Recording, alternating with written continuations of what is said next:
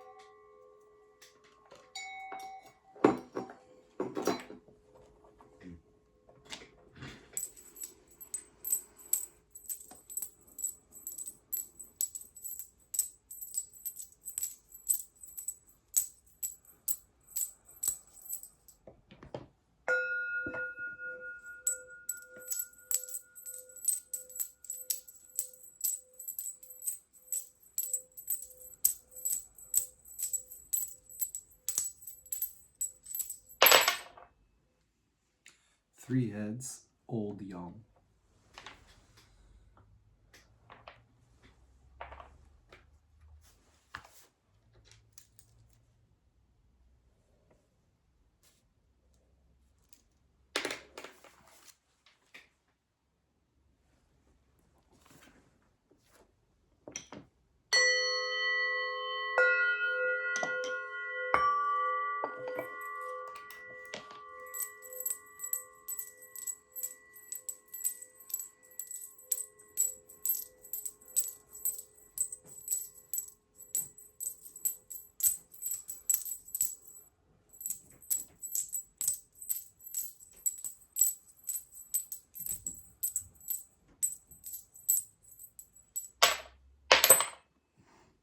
Three tails, Old Yin.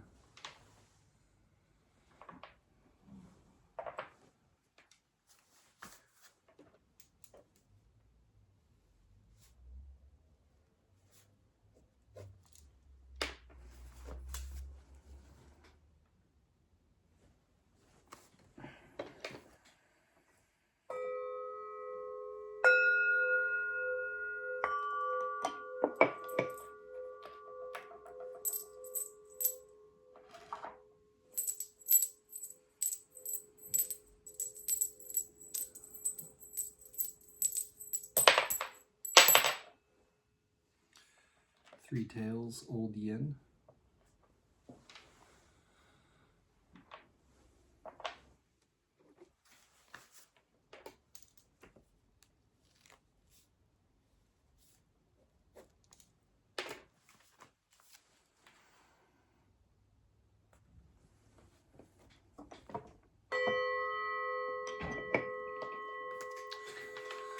Our bottom trigram is broken, or solid, broken, which is that Dewey, lake, or marsh. Yep. Dewey is lake and marsh, abundant energy that teems with life. She is the impulse to communicate, share, and exchange, and delights in both inner and outer conversation. She brings things into circulation and gives them voice. This is the sheer enjoyment of participating in life to the full, expressing ourselves and hearing others, and satisfying our desires. Lake is the youngest daughter, spirit of the fertile west and of autumn.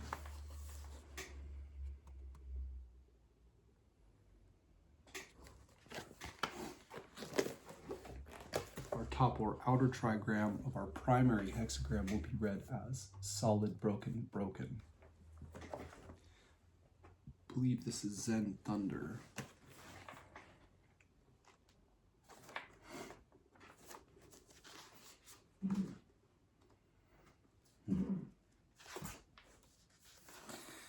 Thunder is shock, upheaval, and the spark of the new.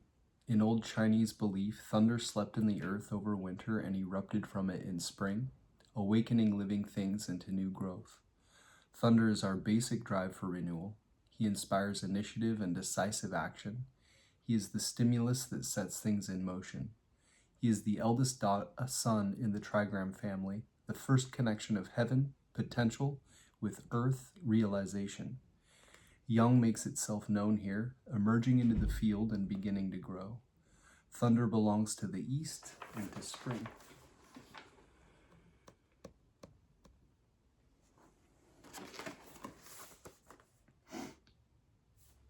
Zen thunder above dewy lake or marsh give us the primary hexagram of 54.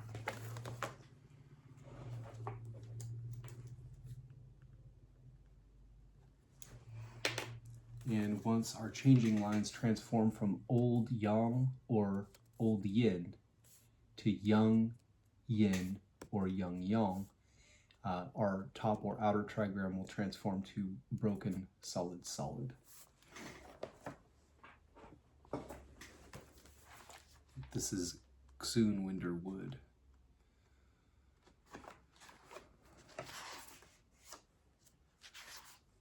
Yep.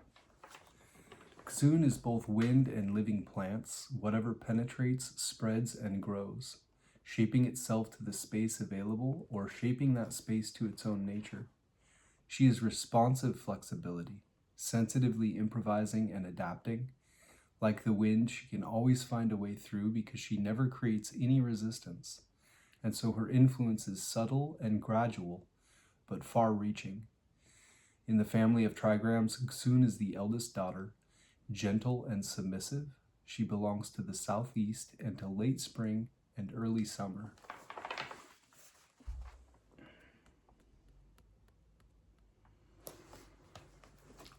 Xun wind or wood above dewy lake or marsh give us a supporting hexagram of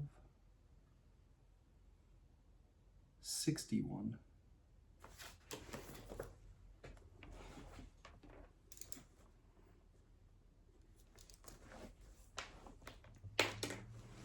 We will get the titles to our primary and supporting hexagrams and later our secret hexagram from the Taoist I Ching by I-ming, written in 1796 as a Taoist adept. It's quite alchemical in nature. Hexagram 54, making a young girl marry, seeing the real within the false.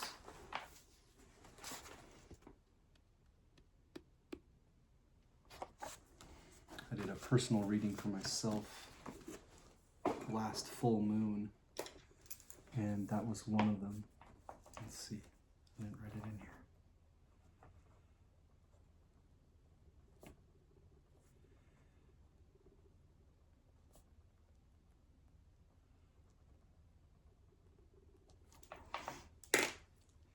And supporting hexagram, which puts our primary hexagram in a broader context and influence, a direction of travel, an underlying issue that has to do with you and your relationship to it all. 61, faithfulness in the center.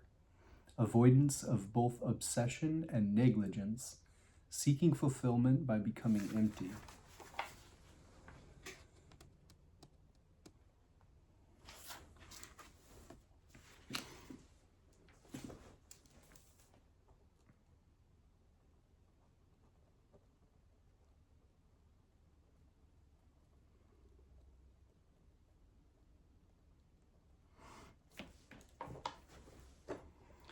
We'll start by getting the images to these from Kibi's I Ching Tarot.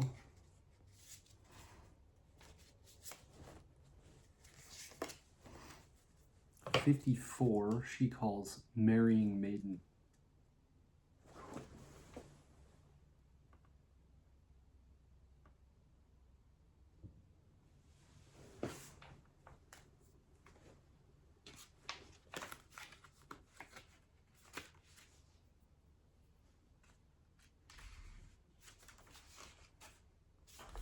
Marrying Maiden, views on marriage according to desire, pursuit of pleasure. Young people try to get whatever they want without understanding their situation. One of the hexagrams that expresses the relationship between men and women.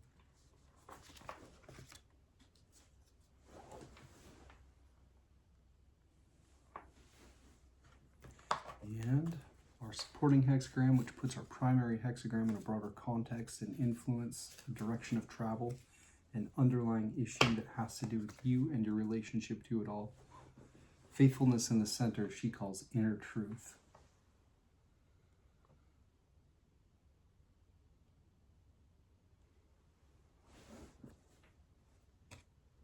It's like the reflection of the moon in like red water.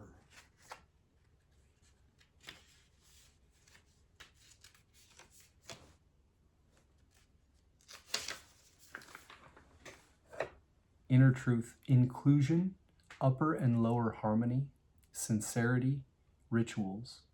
When people can communicate with each other not through words or theories, but through their instincts and intuition. 2 lines, third yao, fourth yao, in the middle are represented by truth.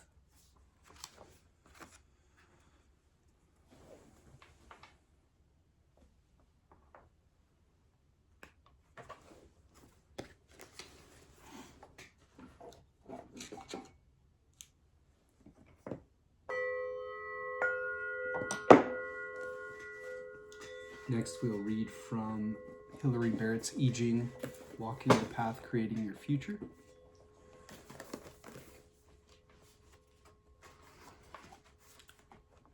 Hexagram 54, Making a Young Girl Marry, she calls the Marrying Maiden. Key questions. When we approach the I Ching to consult the Oracle, the question we bring to it will always have the general context of how can I act in creative relation with the spirits or forces shaping this moment of time. Key questions. How can you grow into this situation? What does it mean to you to come second? How sustainable is this? Oracle. The Marrying Maiden, to set out to bring order, pitfall. No direction is fruitful.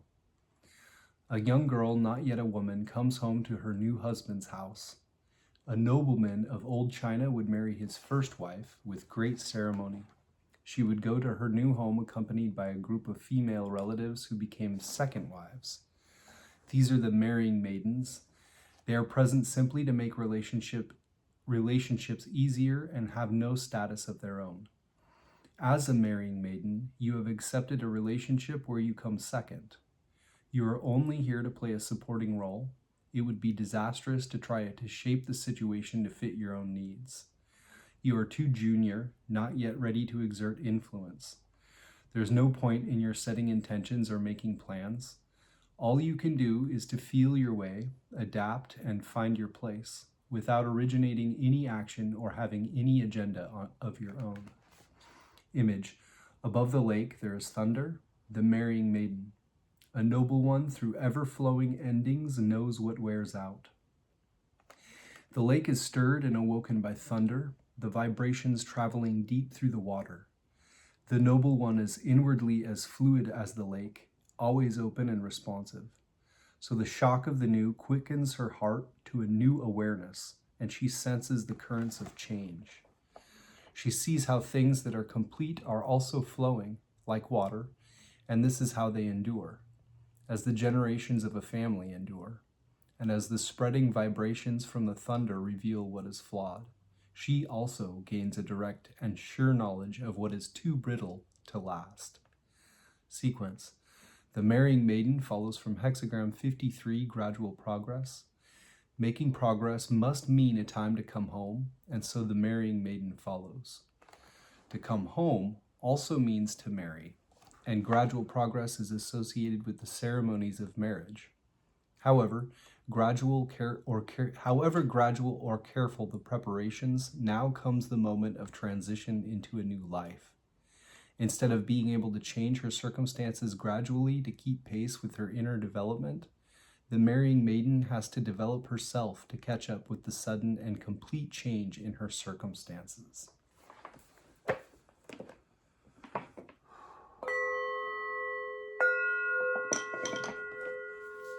And our supporting hexagram, which puts our primary hexagram in a broader context.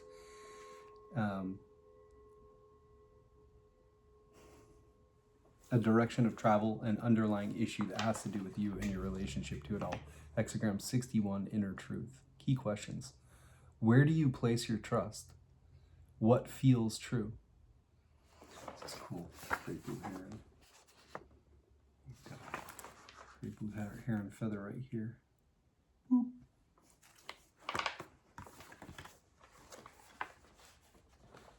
That's the sound they make.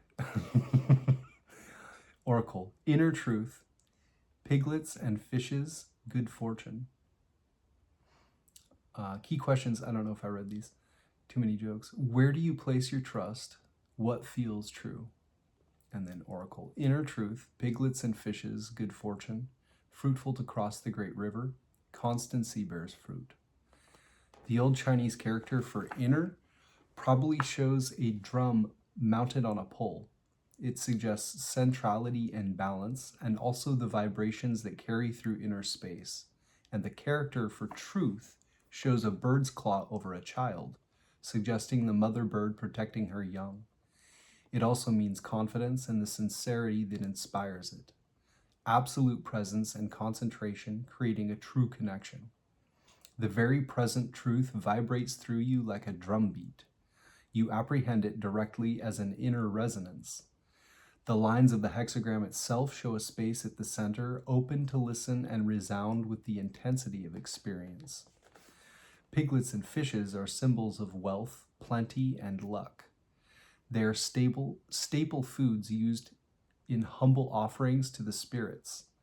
To receive piglets and fishes shows that you are in a state of connectedness and can trust you will be provided for. Success in ongoing ventures, rearing your pigs, and the insight to be in the right place at the right time, placing the fishing nets, are both manifestations of your inner truth. And so it is good to commit yourself. Inner truth will naturally move you towards new landscapes, as the inner hollow of a boat would carry you across the water. You stay true to your understanding by carrying it through into action, translating the moment of insight into responsiveness as a constant way of living. Image. Above the lake is the wind, inner truth. A noble one deliberates over legal proceedings and delays executions. The wind reaches and influences everywhere, always bringing new messages of change. The open surface of the lake, stirred by the wind, is constantly in motion. As the lake doesn't set hard into a final shape, so the noble one is slow to take irreversible decisions. To be true, she stays fluid and open, allowing herself to be moved by changing circumstances and new perspectives. Sequence. Inner truth follows from hexagram 60, measuring and also trusting it, and so inner truth follows. By clearly defining agreements, measuring makes trust possible. When people share a way of measuring and understanding, a mental map, they can trust one another. When the map corresponds with reality, they enjoy a trustworthy connection with the world. Pair. Inner truth is paired and contrasted with hexagram 62, small exceeding. Small exceeding steps over the line. Inner truth means trust. With inner truth, you have complete confidence. Things feel stable and dependable. Small exceeding is the opposite experience, stepping out into the world, feeling small, exposed, and out of balance, constantly aware of the need to adapt.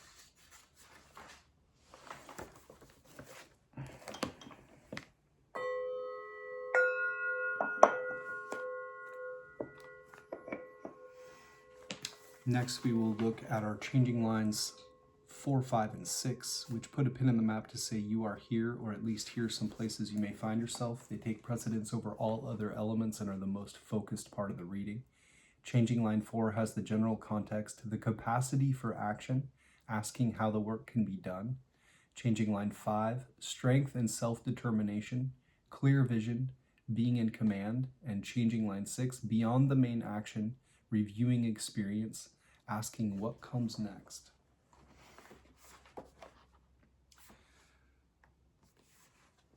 So our primary hexagram 54, the Marrying Maiden, reading starting at changing line 4. Marrying maiden overruns the set time, delays and marries at the right time. There is time measured from the outside in deadlines, schedules, a well-constructed framework of expectations that lays out when change and progress should happen. And there is time as it is known from the inside when the right moment arises by itself. To marry and come home to your own place needs to happen at the right time. It is important to support the natural process of growth towards completion, rather than committing yourself for fear of missing something.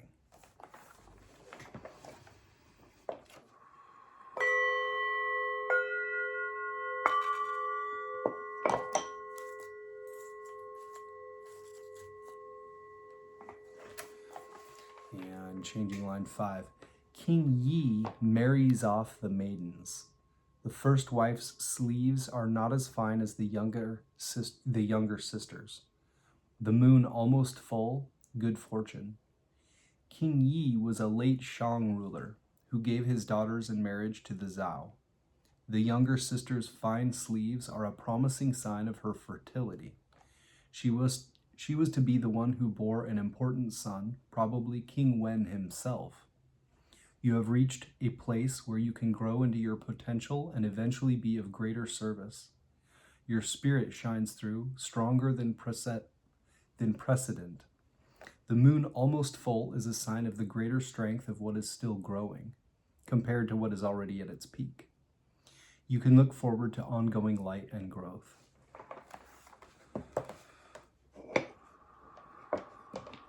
Yay.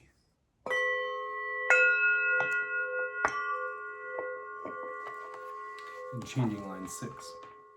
The woman offers a basket with no contents. The gentleman sacrifices a goat with no blood. No direction bears fruit. The partners should bring full, living offerings for their marriage. Here there is nothing but dead, empty forms. Neither partner is committed. Both withhold what they have. With such a lack of belief and trust, there is no relationship. Nothing to sustain the connection, and nowhere for it to go.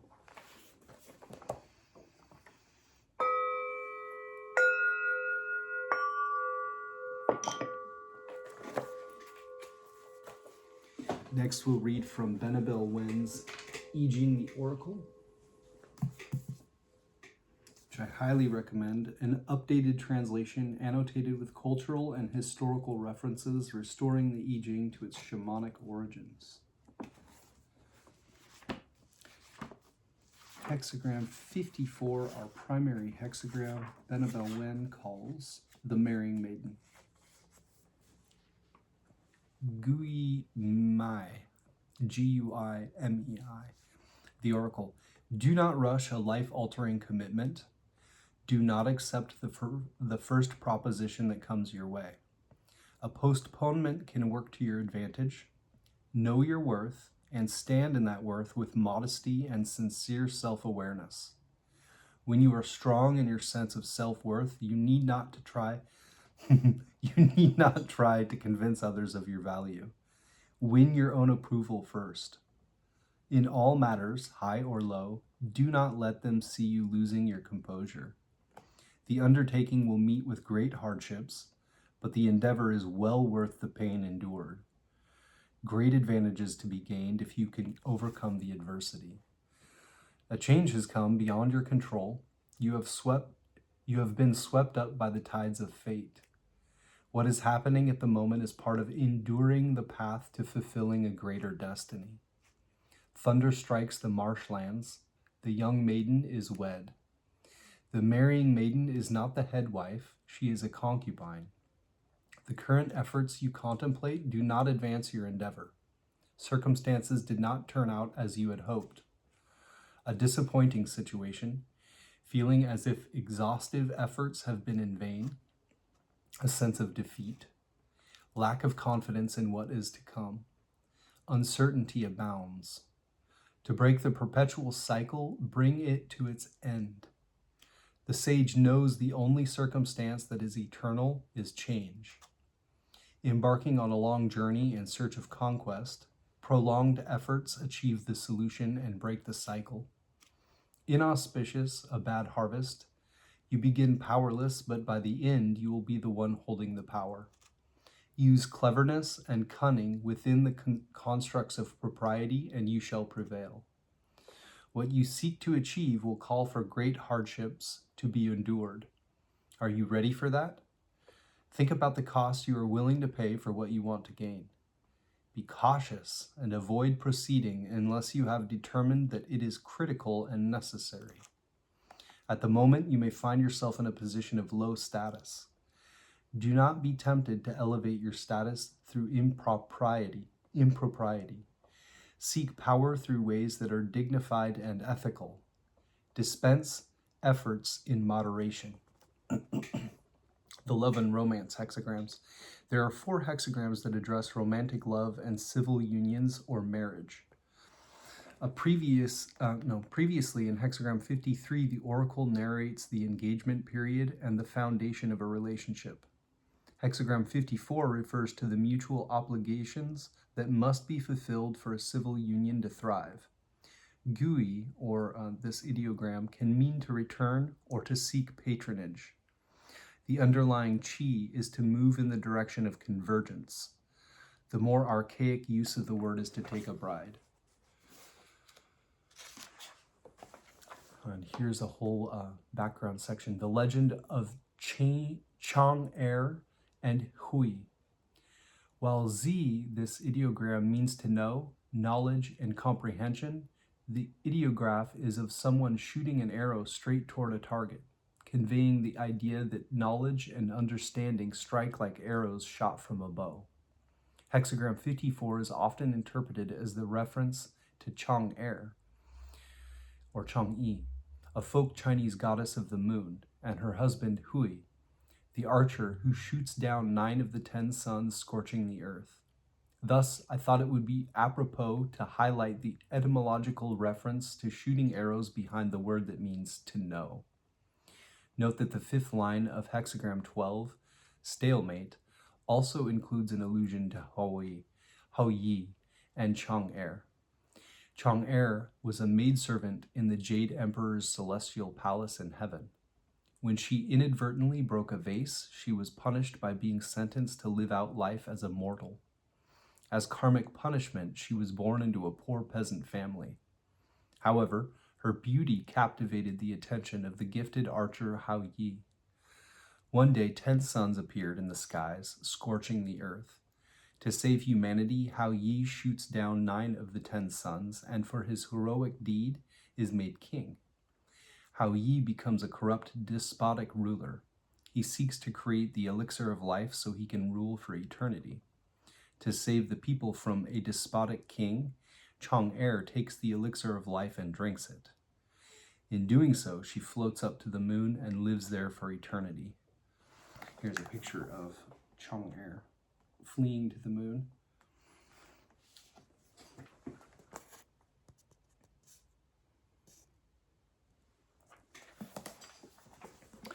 And then also the legend of Tai Tzi, concubine who becomes empress. An alternative theory is that hexagram 54 references Tai Tzi, King Wen's wife. In this mythical telling of the story, Tai Tzi was a maiden taken as one of King Wen's concubines, but he so loved her that Tai Tzi eventually became the empress and bore the king 10 sons. She is the mother of King Wu of Zhao and the Duke of Zhao. In all accounts, Tai Tzi is venerated as an ideal concubine, then queen, wife, and mother. When she first enters the Zhao royal palace as a concubine, she is humble and respectful toward the queen. She has the intelligence and wisdom to counsel her husband, King Wen, on matters of state, and to do the same later for her son, King Wu. Tai Tzi is credited as the reason why her sons, such as King Wu and the Duke of Zhao, came to be such wise men. Tai Tzi was described as modest, avoiding opulence, and dressing simply. Hexagram 54's references would suggest that Tai Tzi is the sister or daughter of Emperor Di Yi, a good king of the Shang dynasty and father to the corrupt King Zhao of Shang, who imprisons King Wen, technically his uncle-in-law or brother-in-law. Though historians have not been able to verify the accounts as narrated in Hexagram 54, according to the fifth line, Di Yi marries off his younger sister or daughter to King Wen of Zhao in hopes that doing so would maintain peace between the kingdoms. Unfortunately, such hopes are not fulfilled, as the Zhao ultimately revolt and defeat the Shang.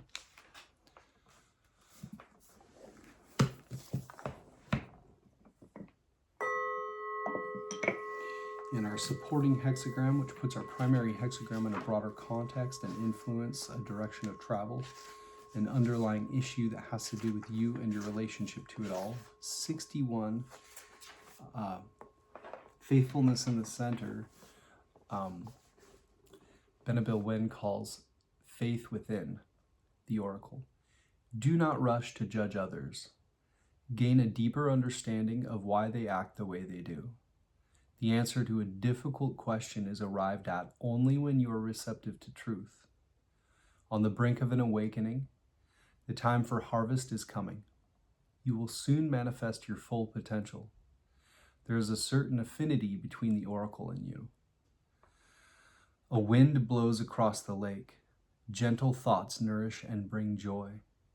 The image of faith is a mother bird's foot placed protectively over her fledgling. The sage deliberates on the transgressions of humankind, but delays executions. Do not rush to punish others. Respond, but do not react.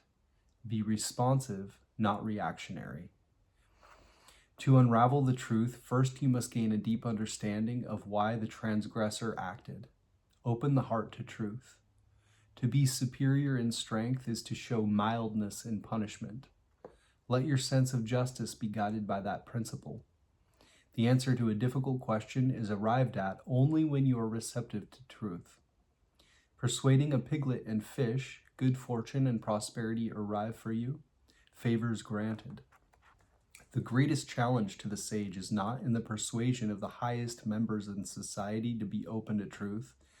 The greatest challenge is the persuasion of the most inferior members to accept moral obligation. The greatest work of the sage is not in supporting the eminent ones in embracing truth. The greatest work is supporting the adversary in embracing truth. Fellowship is not in itself noble. The unprincipled have fellowship, but such bonds can be broken without principles. Peace and unity come not from fellowship, but from faith. The truest bonds, ones that cannot be broken, are forged when all hearts are open to truth. When all hearts are open to truth, they are united by it. Fellowship alone is not enough. There must be faith within. The sage must persuade the adversarial ones to open their hearts to truth. Then unite them with the eminent ones.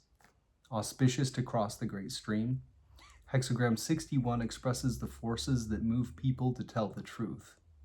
A secondary implication of the revelation, persuading a piglet and fish, good fortune and prosperity, is as support for biological diversity. Hexagram 61 is the image of wind dispersing the seeds of life across the lake, the figure of the fertile womb.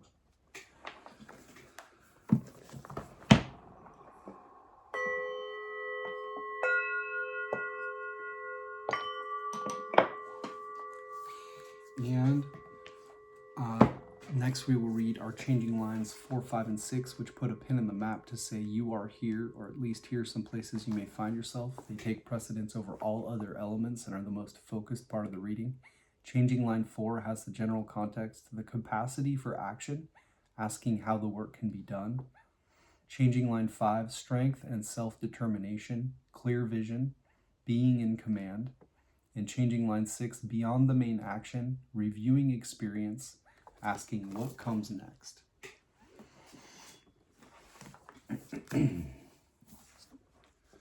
Primary hexagram 54, changing line 4.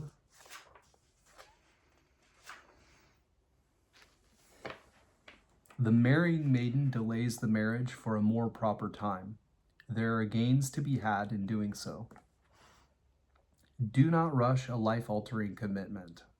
Hold out for better prospects to come. Do not accept the first proposition that comes your way. A postponement can work to your advantage.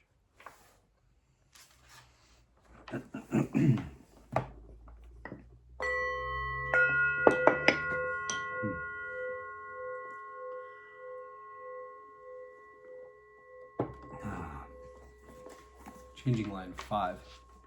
Emperor Di Yi gives his sister in marriage. His robes are not as well embroidered as the prince's. The waxing moon is almost full, a favorable outcome. Throughout imperial China, the embroidery on the robes of the aristocracy noted their rank and status. It would follow logic that the sitting emperor's robes must be better embroidered than a mere prince's.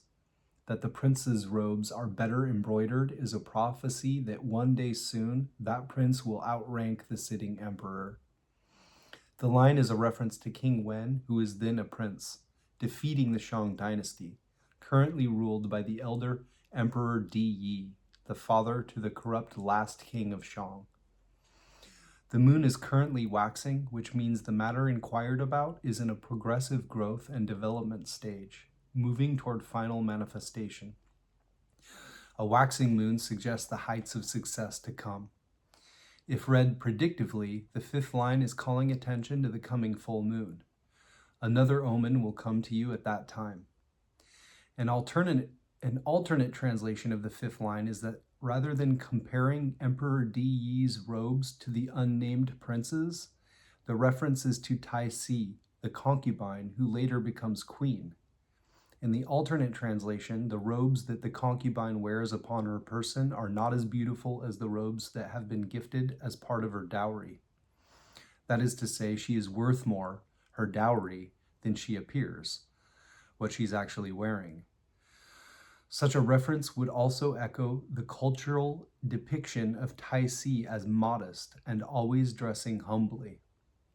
A takeaway lesson from the parable of the 5th line would thus be that modesty and humility will pay off in the long run.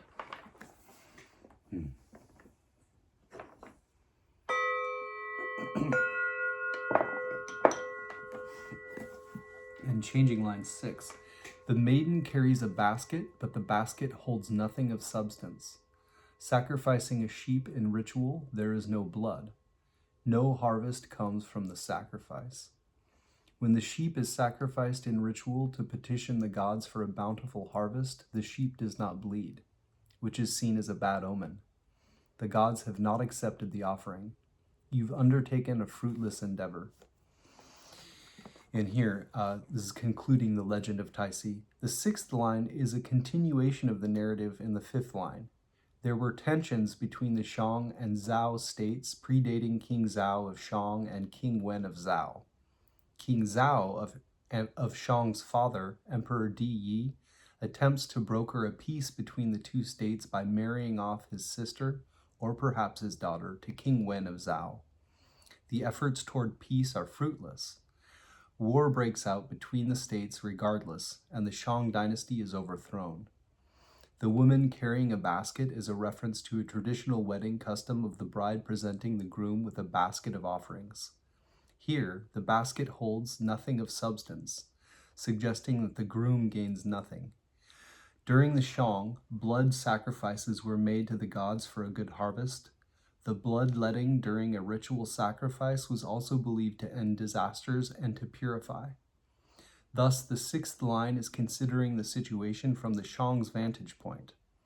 The whole purpose of giving Tai Si in marriage to King Wen of Zhao was to broker peace. That purpose was not achieved. Emperor Di Yi's hope for peace was not fulfilled by the maiden.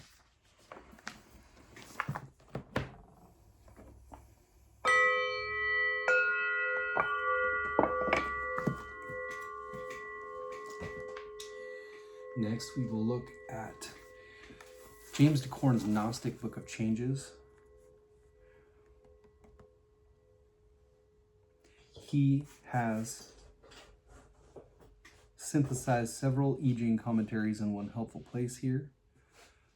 And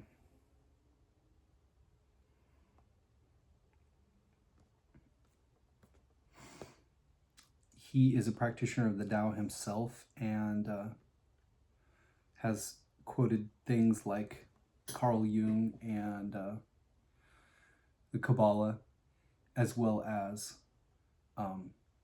given a summary at the end of each of these himself. Hexagram 54, he calls propriety or making do. Pardon. Other titles might be the marrying maiden, the symbol of the marriage of the younger sister, marriageable maiden, the marrying girl, subordinate, the second wife, converting maidenhood, returning maiden, making a young girl marry, marrying a young girl, marrying a maiden, unilateral action, impropriety, improper advances. A quote from D.F. Hook, deals with life and death, sex and birth. It contains a warning about a person or situation. It deals essentially with discrimination, the first step on the path without which we are useless. Judgment, leg. Propriety indicates that action will be evil and in no wise advantageous. Ritzema/Karcher, converting maidenhood, chastising pitfall, without direction, harvesting. Without direction, harvesting. In order to take advantage of the situation, do not impose a direction on events.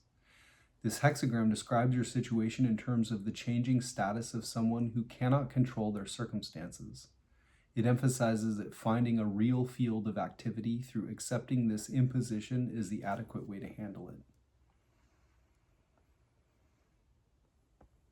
The image, leg. The waters of a marsh with thunder over it form the hexagram of propriety. The superior man, in accordance with this, having regard to the far distant end, knows the mischief that may be done at the beginning.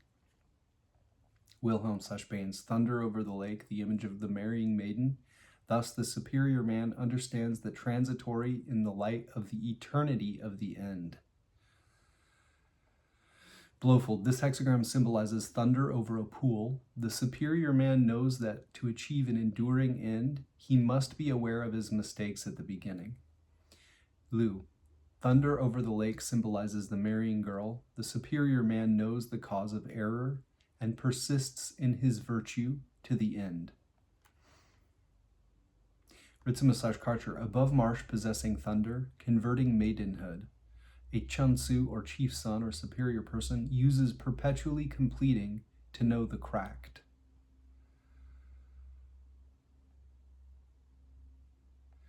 Cleary 2, thunder over lake, marrying a young girl. Developed people consider lasting results and know what is wrong. The way developed people handle things is that before they take the time to ask how to start something, they first consider lasting results. If they think of lasting results, they know what is wrong with acting prematurely, like marrying an immature girl. If you understand the meaning of this, you can apply it to government and to contemplating mind as well. Wu, there is thunder above the marsh. This is marrying a maiden. Thus, the chunsi or chief son or superior person in the pursuit of lasting excellence realizes the flaws and corrects them. Commentary, Confucius/Leg. In the marriage of a young bride, the proper relationship between heaven and earth is seen. Nothing could grow or flourish if heaven and earth did not unite. The marriage of a young bride is therefore both the commencement and goal of humanity.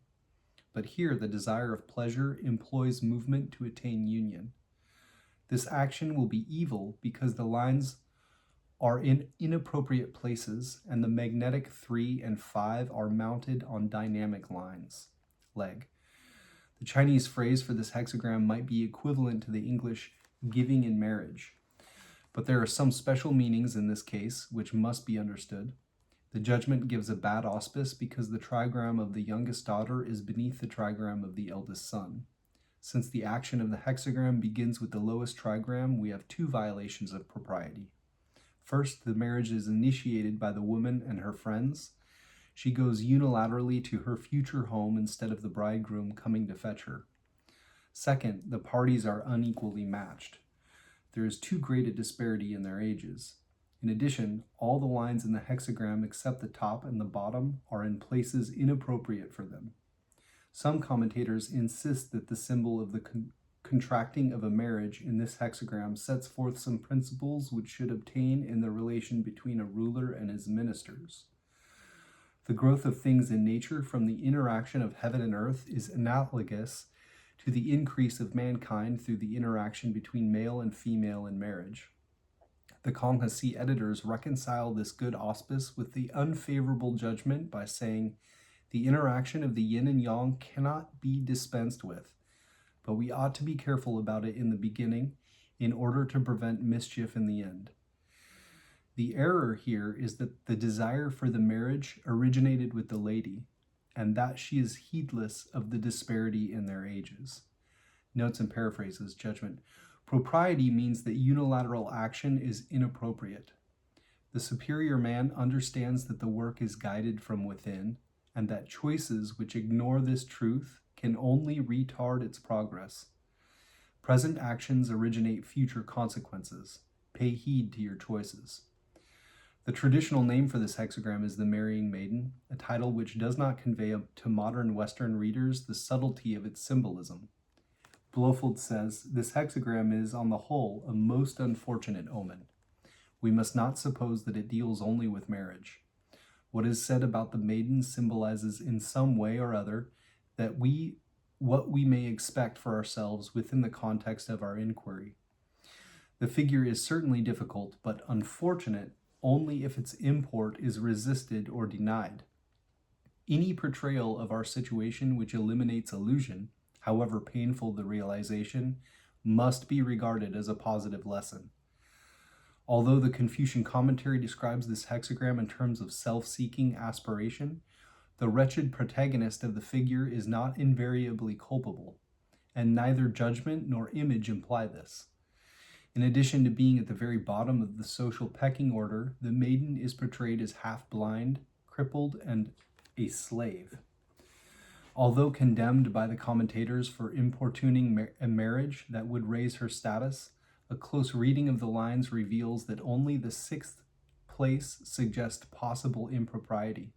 The others all contain advice about how one of extremely low status should cope with restricted circumstances. The hexagram therefore can deal with either of two possible conditions, those involving propriety and those involving making do, as an adaptation to adversity. In the first instance, it is useful to compare the symbolism here with that of the preceding hexagram of gradual progress. There we see the organic progression of the work allegorized as the proper marriage of a young woman. In this case, gradual progress has been turned upside down and the symbolism is reversed. This young woman improperly pursues a marriage on her own initiative. Psychologically interpreted, it can be regarded as an image of the ego pushing its own agenda or desire for union. A quote from E.C. Whitmont in The Alchemy of Healing. The ego may move in directions and toward actions that are at variance with the intentions and standards of the self. The mature adult needs to recognize eventually his or her relative limitedness vis-a-vis the self field and the cosmic organism of which he or she is but a cell. We are subject to the ordering and growth intents of the entelechy of the whole. To recognize our relative limitedness vis-a-vis the self field is to renounce our claim to unilateral action. Though the ego ardently desires a marriage with the self, only the self can initiate such a union. Chao Tun-yi, an early Neo-Confucian, makes an observation which illuminates Legge's image. The superior man, in accordance with this, having regard to the far distant end, knows the mischief that may be done at the beginning. The most important things in the world are tendencies. Tendencies may be strong or weak. If a tendency is extremely strong, it cannot be controlled. But it is possible to control it quickly if one realizes that it is strong. To control it requires effort. If one does not realize early enough, it will not be easy to apply effort. To receive this hexagram without changing lines can be an admonition to examine your motives and actions in the matter at hand. Where are you out of line? If no obvious impropriety is involved, it could also portray an essentially impotent predicament. At such times, Ritsema/Karcher's synopsis bears repetition. This hexagram describes your situation in terms of the changing status of someone who cannot control their circumstances. It emphasizes that finding a real field of activity through accepting this imposition is the adequate way to handle it. Suggestions for meditation. Compare propriety with hexagram number 53, gradual progress. Then compare them both with hexagram number 31, initiative. What are the similarities in their ideas? Now look at hexagrams number 11, 17, and 22 and observe the overall philosophy which begins to emerge.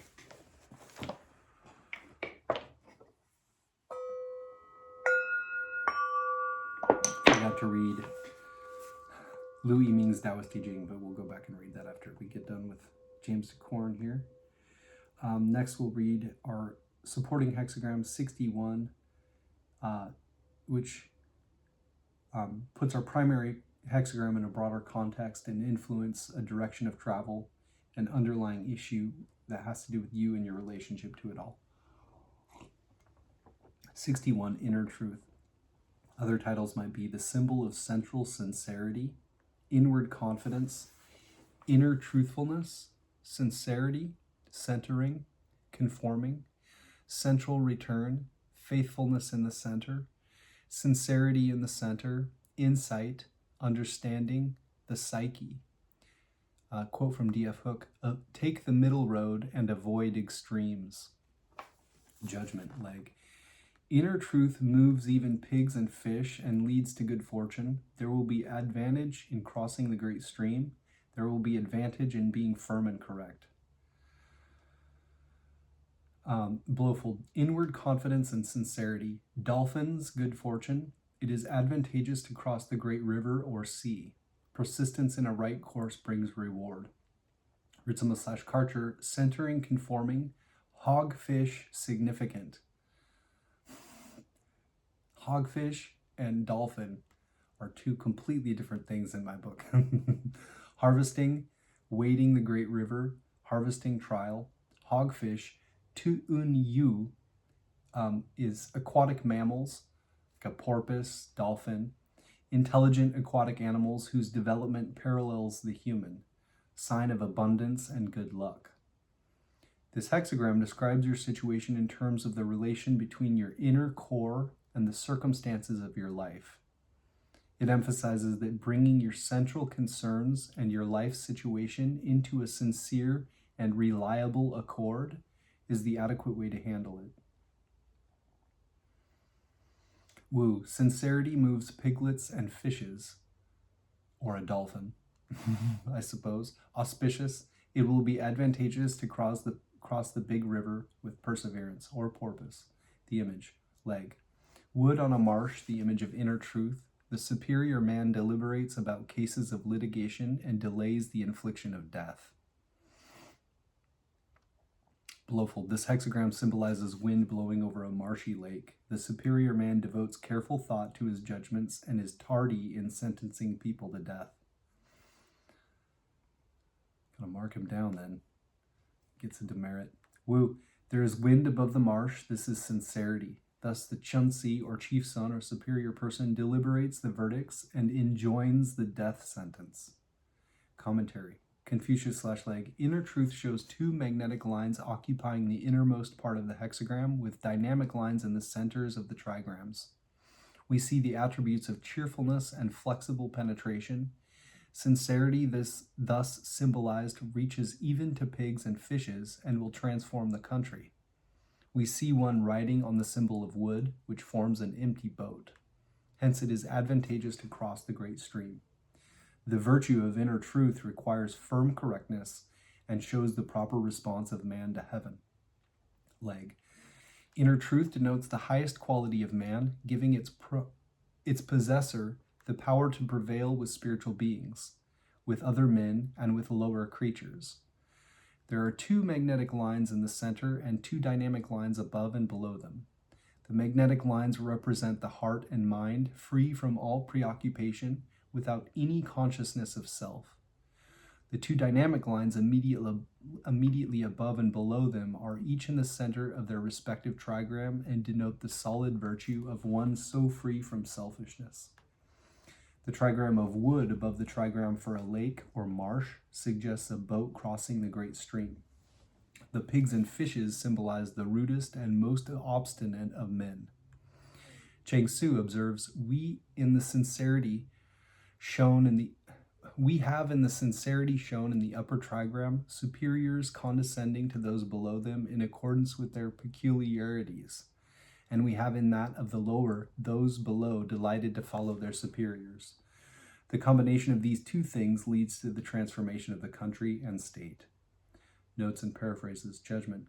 It is a great accomplishment when inner truth alters archetypal forces within the psyche. The ego's devotion to the work is the means to this end. The superior man carefully differentiates his options and avoids drastic measures. Can sometimes mean, don't act until you are sure of all the facts. Anyone who monitors his dreams and other images knows that the unconscious is a continuous wellspring of psychic energy. Jung has observed that we are probably dreaming all of the time. The only reason we don't usually notice this is because the conscious mind is so powerful that the more subtle manifestations of the psyche are eclipsed. Since consciousness consists of only the upper layers of a deep continuum of awareness, it is obvious that we are being continuously created from within. The ultimate source of our being is not easily accessible, but all of the empirical evidence points to the self, or a self, which transcends the space-time continuum, i.e., lives in another dimension. A quote from Jung in Letters: "The capacity to nullify space and time must somehow inhere in the psyche." Or, to put it another way, the psyche does not exist wholly in time and space. It is very probable that only what we call consciousness is contained in space and time, and that the rest of the psyche, the unconscious, exists in a state of relative spacelessness and timelessness. This seemingly exotic concept was written by Jung in 1939, yet today the theories of the quantum physicists are approaching the point where awareness itself will be recognized as space-time transcendent. A quote from Paul Davies in Superforce: "In the modern Kaluza-Klein theory, all the forces of nature, not merely gravity, are treated as manifestations of space-time structure. What we normally call gravity is a warp in the four space-time dimensions of our perceptions, while the other forces are reduced to higher dimensional space warps. All the forces of nature are revealed as nothing more than hidden geometry at work. There is a deep compulsion to believe in the idea that the entire universe, including all the apparently concrete matter that assails our senses, is in reality only a frolic of convoluted nothingness, that in the end of the world will turn out to be a sculpture of pure emptiness, a self-organized void." The physicists now hypothesize an 11-dimensional universe and state that the 7 extra dimensions are somehow rolled up to a very small size so that they are not apparent to our senses. If we are going to hypothesize such fantastic realms, it is more elegant to hypothesize consciousness itself as emanating from an extra-dimensional source. This is the pleroma of the Gnostics and alchemists, the upper and lower worlds of shamanism, or in Jungian parlance, the objective psyche or collective unconscious. The familiar space-time of our conscious experience consists of 3 linear dimensions, plus time. Time is considered a dimension, but not like the other 3. One can go up, down, forward, or backward, to the left or right at will, but one cannot go back to this morning or forward to next Thursday afternoon. The time dimension is a continuous now, and we experience it and the other 3 dimensions from the reference point of consciousness. We are the center from which all dimensions radiate. Consciousness is like time in that it is always now, and since consciousness emerges from within a continuous and autonomous flow, we can legitimately hypothesize that we emanate from a power source in another dimension. We are a kind of continuous explosion from within, a microcosmic version of the Big Bang, which originated the universe and which, incidentally, is still exploding/expanding outward into space. A quote from Elizabeth Hayek in Initiation. If everything that is recognizable is so only because it has separated itself from the all and nothingness, leaving its complementary half behind in the unmanifested state, then the earth too must have its complementary half in the unmanifested state. And the force of gravitation it exerts on all the creatures and objects living on it is the striving for reunification between the earth and its unmanifested complementary half, which has been left behind in the void as its negative reflection. Sounds a lot like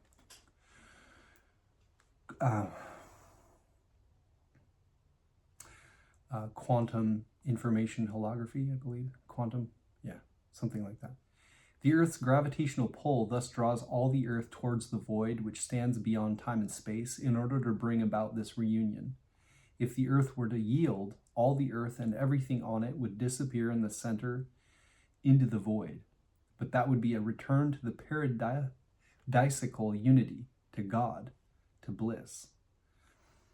The image of the hexagram inner truth gives us the idea of an empty center, as good an image as it could be devised from the structural components of the trigrams to show the inner source of human consciousness. The pigs and fishes of the judgment are the archetypal complexes which must be tamed through the process of the work. And to cross the great stream with firm correctness is to accomplish this holy task. A quote from D. Fortune in the Esoteric Philosophy of Love and Marriage. Through all ages, men have sought, and some have found, there is a door through which we can pass out onto the higher planes, but that door is within the soul. It is an enlargement of consciousness whereby we perceive these things to which we have hitherto been blind, and from such perception comes the sense of reality which is lacking, while we perceive nothing but appearances. Whoso has the wider vision is freed from the limitations of the 5 physical senses.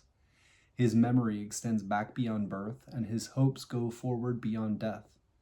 Having all aspects of his own nature harmoniously developed, he is at one with all aspects of the universe. Nothing is alien to him, and no form of existence is hostile. The path of life is open before him, and he treads it with joy.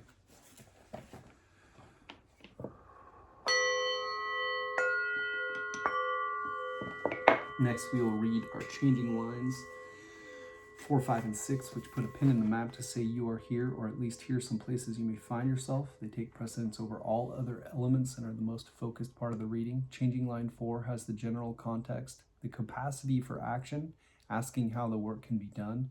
Changing line 5, strength and self-determination, clear vision, being in command. And changing line 6, beyond the main action, reviewing experience, asking what comes next.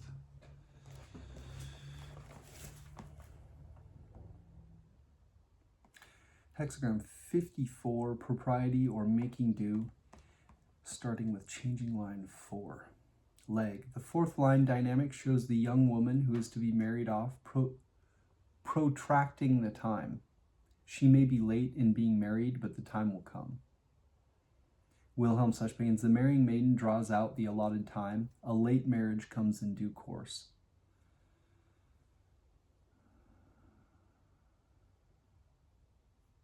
Wu, the marrying of the young woman is postponed. A later date is anticipated. Commentary. Confucius/Leg. After waiting, the thing may be done all the better. Wilhelm/Baines. The state of mind that leads to drawing out of the allotted time indicates a desire to wait for something before going. Blofeld. Her firm desire to postpone her marriage indicates that we should wait before taking action. Ritsumo/Karcher. Overrunning the term's purpose, possessing a waiting and also moving indeed. Clary 2. The purpose of putting off the marriage is to go at the right time. Wu. To wait for the right time. Leg. Line 4 is dynamic where it should be magnetic, but in the case of the female, the indication is not bad. The subject of the line, however, is in no haste.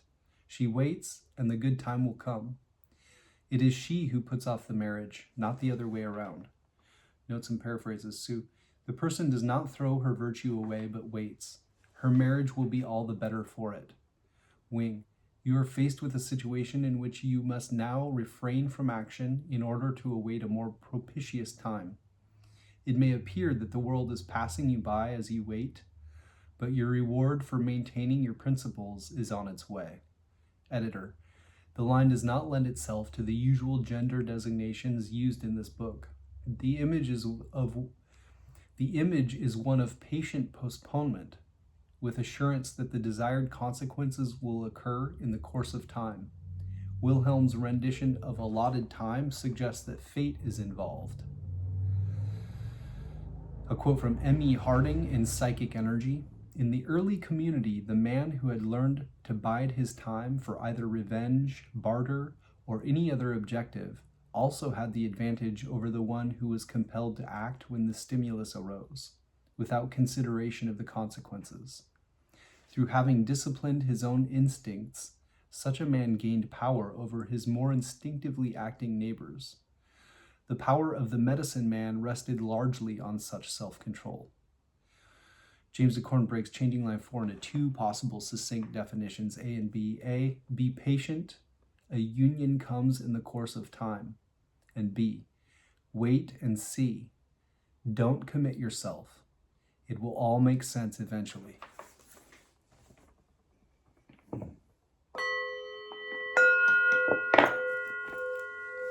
Yeesh. Line 5, leg. The fifth line, magnetic, reminds us of the marrying of the younger sister of King Ti Yi, when the sleeves of the princess were not equal to those of the still younger sister who accompanied her in an inferior capacity. The case suggests the thought of the moon almost full. There will be good fortune. Wilhelm Sushbanes, the sovereign I gave his daughter in marriage. The embroidered garments of the princess were not as gorgeous as those of the serving maid. The moon that is nearly full brings good fortune. Blofeld. The emperor's second marriageable daughter wore regal garments less splendid than those of her bridesmaid. The implication is that the princess showed better taste than her maid in not dressing too grandly. We must be on our guard against ostentation. Close upon the full moon comes good fortune.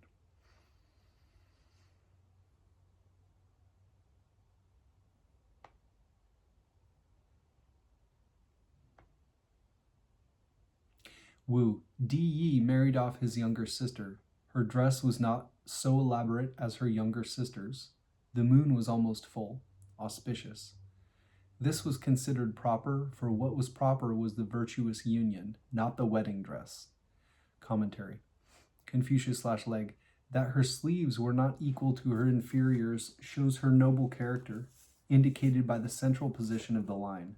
Wilhelm/Baines. The place is in the middle, hence action has value. Blofeld. The first sentence means that though we may be of only middle rank, we should behave with true nobility. Ritzema/Karcher. One situation located in the center, using valuing movement indeed. Clary 2. The position is one of balance, behaving in a noble manner. Wu. Her position was central and royal. She had no need for ornamentations. Leg. The king's sister is here honorably married, suggesting that the adornment she preferred was the ornament of the hidden man of the heart. Cheng Su says, the moon is not full, but only nearly full. A wife ought not to eclipse her husband. She is in the place of honor with a proper correlate in line 2. Notes and paraphrases. Su. The man is reminded that the sister of King Yi placed herself graciously below her outranked husband and remained free of vanity. The moon that is full does not face the sun. Wing. When you can overlook your social position and stature and place yourself in the service of another, you will realize good fortune. To accomplish this, you must overcome vanity, pride, and any ostentatious behavior. To subordinate yourself to others, regardless of their position, is now a good thing. Editor. It is instructive to compare this line with the fifth line of hexagram number 11, Harmony, which also refers to King Ti Yi's younger sister. A clue to the symbolism comes from the Neo-Confucian classic, The Doctrine of the Mean. The Book of the Odes says, "Over her brocaded robe she wore a plain and simple dress, for she disliked the loudness of its color and patterns. Thus the way of the superior man is hidden, but becomes more prominent every day, whereas the way of the inferior man is conspicuous, but gradually disappears. It is characteristic of the superior man to be plain, and yet people do not get tired of him. He is simple and yet rich in cultural adornment. He is amiable and yet systematically methodical. He knows what is distant, begins with what is near. He knows where the wind's moral influence come from, and he knows the subtle will be manifested. Such a man can enter into virtue." We see here a princess bride who is less attractively arrayed than her bridesmaid, and a waxing moon which has yet to reach full illumination. The context of the line is a royal marriage. The hieros gamos, or holy marriage of the alchemist, which is also described in hexagram number 11. Psychologically, the image can suggest that during a time when forces are coming together for synthesis, less important elements in the situation may seem more attractive than the true essence. Since the moon isn't full yet, we haven't seen all of the light. Full comprehension has yet to dawn. Sometimes the line simply boils down to the idea that things are not what they seem. A quote from Roberto Asciugoli in Psychosynthesis. "It should also be pointed out that the reaching up into the realm of the superconscious and its exploration, while approaching the consciousness of the self, may sometimes even constitute an obstacle to full self-realization, to the reaching of the summit where the personal I awareness blends into awareness of the spiritual self. One can become so fascinated by the wonders of the superconscious realm, so absorbed in it, so identified with some of its specific aspects or special aspects or manifestations as to lose or paralyze the urge to reach the summit of self-realization." James DeCorn breaks changing line 5 into 3 possible succinct definitions, A, B, and C. A, you can't see the forest for the trees. The truth is hidden by distracting elements, but in the fullness of time it will be revealed. Seek simplicity. And B, the true goal may seem less attractive than lesser, more seductive elements. And C, the simple solution is the best.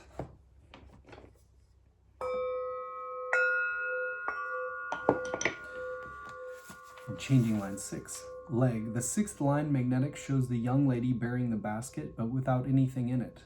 The gentleman slaughtering the sheep, but without any blood flowing from it. There will be no advantage in any way. Wilhelm/Baines. The woman holds the basket, but there are no fruits in it. The man stabs the sheep, but no blood flows. Nothing that acts to further. Ritzema/Karcher. A woman receiving a basket without substance, a notable disemboweling, a goat without blood. Without direction, harvesting. Without direction, harvesting, Wu Yu Li. No plan or direction is advantageous. In order to take advantage of the situation, do not impose a direction on events.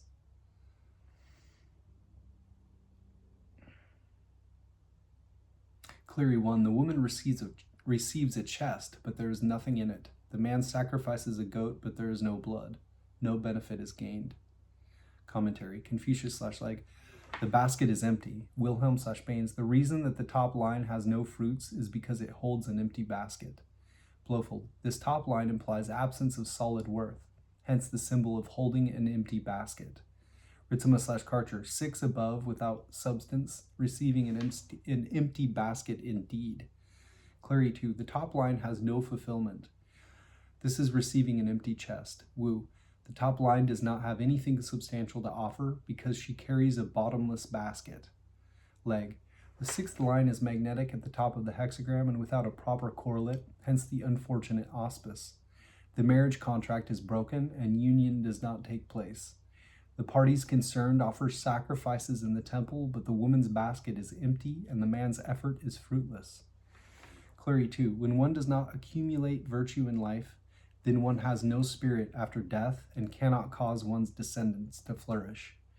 Developed people, knowing what is wrong by thinking of the lasting results, see this as at the outset.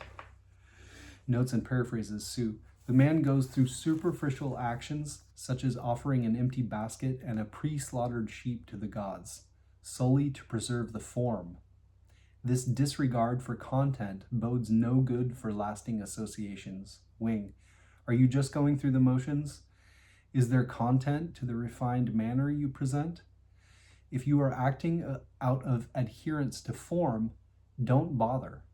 Nothing will come of it. Editor. Like everything else in the Book of Changes, this line can symbolize an enormous range of situations. At its most basic level, a union of opposites does not take place. Whether or not blame is involved depends upon the circumstances. Note that blame is not mentioned in the line itself. Quote from the Bhagavad Gita 17:28. Sacrifices, charities, and penances performed without faith in the Supreme are non-permanent. O son of Prutha, they are useless both in this life and in the next. James de Corn breaks changing line 6 down into 4 possible succinct definitions, A, B, C, and D. A, an empty sacrifice, a fruitless offering, wasted effort. B, a missed connection or fruitless union. Any further striving would be a waste of energy.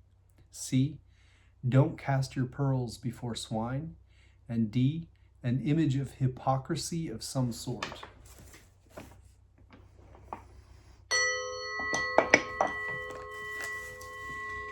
Now we will get to Liu Yiming's Taoist I Ching, which he wrote in 1796 as a Taoist adept. It's quite alchemical in nature. Hexagram 54. Liu Yiming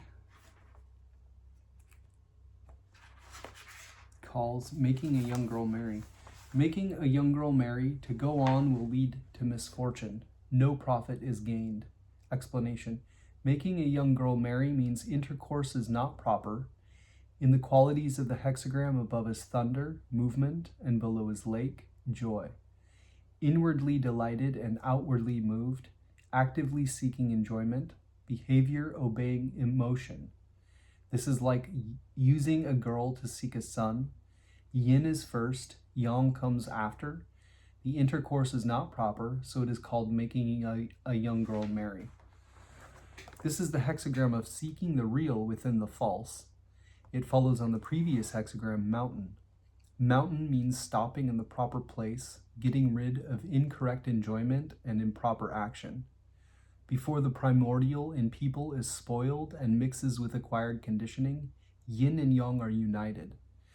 Yang controls yin, yin follows yang. One energy flows, the living potential persists, wholly integrated with the design of heaven. They merge naturally, without depending on human effort. Then, when acquired conditioning takes over one's actions, the primal true yang is lost outside. Discriminatory awareness uses consciousness to produce illusions. Yin and yang go awry. The elemental energies get mixed up. Desires stir, and emotions arise. The mind gets mixed up with things. Delighting in externals from within, inwardly moved by externals, one's inherent true yang is evaporated by other. Self is represented by the east in the province of thunder. Other is represented by the west in the province of lake. The east is the host, essence. The west is the guest, feeling. Lake, seeking thunder, is disturbing essence by emotion. External energy injuring inner energy. Furthermore, lake is associated with metal, governing punishment and killing. Thunder is associated with wood, governing life and merit. When punishment and killing overcome life and merit, positive energy dissipates day by day, and negative energy grows day by day. When this dissipation and growth reaches the point where there is pure negativity and no positivity, Even if you want to avoid dying, you cannot. Therefore, if a young girl is made to marry, to go on will lead to misfortune. No profit is gained. So making a young girl marry means using lake to seek thunder, or using emotion to seek essence. Even if they interact, it is not right. Sages have a way to restore the primal while in the temporal. If one seeks lake with thunder, using essence to seek feeling, not only will one not be overcome by emotion, one will also be able to snatch the true yang within feeling and restore it to essence. When feeling returns to essence, punishment turns into merit. Essence loves the righteousness of feeling. Feeling loves the goodness of essence. Essence and feeling united, there is a return to correctness, reverting to the original, going back to the fundamental. The spiritual embryo solidifies, and even when meeting misfortune, it turns to fortune. Then there will be unfailing benefit where before there was none. This is an attempt to explain correctness in the midst of incorrectness.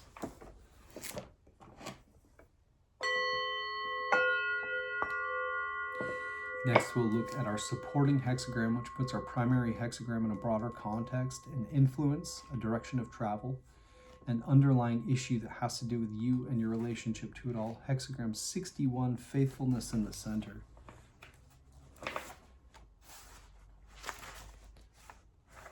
Faithfulness in the center is auspicious when it reaches even pigs and fish. It is beneficial to cross great rivers. It is beneficial to be correct. Explanation. Faithfulness is truthfulness. Faithfulness in the center means truthfulness is within. The body of the hexagram has 4 yangs outside and 2 yins inside. Open inside, solid outside. Openness and solidity balance each other. Inside and outside correspond. Also, the qualities of the hexagram are inner joy and outer accord. Traversing the path with joyful accord, not obsessed and not astray. It is therefore called faithfulness in the center. This hexagram represents seeking fulfillment by being empty. It follows on the previous hexagram, dispersal. In dispersal, yang is trapped by yin. Yin sneaks in and yang gradually dissolves. If you want yin not to trap yang, but to accord with yang, so that yin and yang conjoin, this is impossible unless you are seriously faithful to the Tao. Without faithfulness to the Tao, practice is insubstantial and lacks power, inevitably leading to failure to complete what has been started. But if the mind is faithful and united, and thought is pure and true, myriad ruminations cease and sincerity within reaches outward, so that one can genuinely carry on true practice, leading from lowliness to exaltation, from shallowness to depth, gradually enabling one to reach the state of profound attainment of self-realization. Spiritual alchemy, the science of the gold elixir, uses the yellow woman as the go-between for yin and yang. The yellow woman is true intent. Faithfulness in the center is truthfulness in the center. Truthfulness is associated with earth, which is called the yellow woman. With the yellow woman in the center, it is possible to harmonize yin and yang, to communicate with self and others, to respond to myriad things. There is nothing that cannot be influenced. Therefore, faithfulness in the center is auspicious when it reaches even pigs and fish. Pigs and fish represent those without knowledge. When truthfulness can influence them, those without knowledge can harmonize themselves. How much the more so those with knowledge. If practitioners of Tao can apply the truthfulness that influences even pigs and fish to cultivation of essence and life, they will not fail to produce good results. However, if faithfulness can be carried out in ease but not in adversity, that faithfulness is not real and will surely crumble in the end. Even if one is faithful in this way, it does not bode well. There are people who believe in the Tao, and there are those who believe in the Tao and practice it regularly when all is well and comfortable, but there are hardly any who forget themselves for the Tao and do not lose control in situations of great difficulty and stress, when there are great obstacles, when things are topsy-turvy and in a shambles. and it is difficult to bear up patiently. If one can remain unmoved and unperturbed in situations that are hard to endure, can go on through and get out, this alone is faithfulness that can move pigs and fish. This is why it is beneficial to cross great rivers, for faithfulness in the center to bode well. Great rivers represent most hazardous places, adverse situations. If one can cross over adverse situations, needless to say, one can cross over favorable situations. When able to pass through both favorable and adverse situations, that faithfulness is beneficial and it's got to be auspicious wherever it goes, but it says suspicious, which is suspicious itself. However, the 72 aberrant schools, with their 3,600 deviant practices, all cling to voidness or stick to forms. These are not studies that can fulfill our nature and lead to the meaning of life. The false distorts the real. The aberrant adulterates the correct. If you have faith without discriminating the false and real, the aberrant and correct, this is incorrect faithfulness, which is not beneficial and does not lead to good results. Therefore, faithfulness is only beneficial if it is correct. Correct faith and correct practice meet with good results, unhindered in adversity or ease, entering from striving into non-striving, thereby perfecting essence in life, completing beginning and end. Of this one can be sure.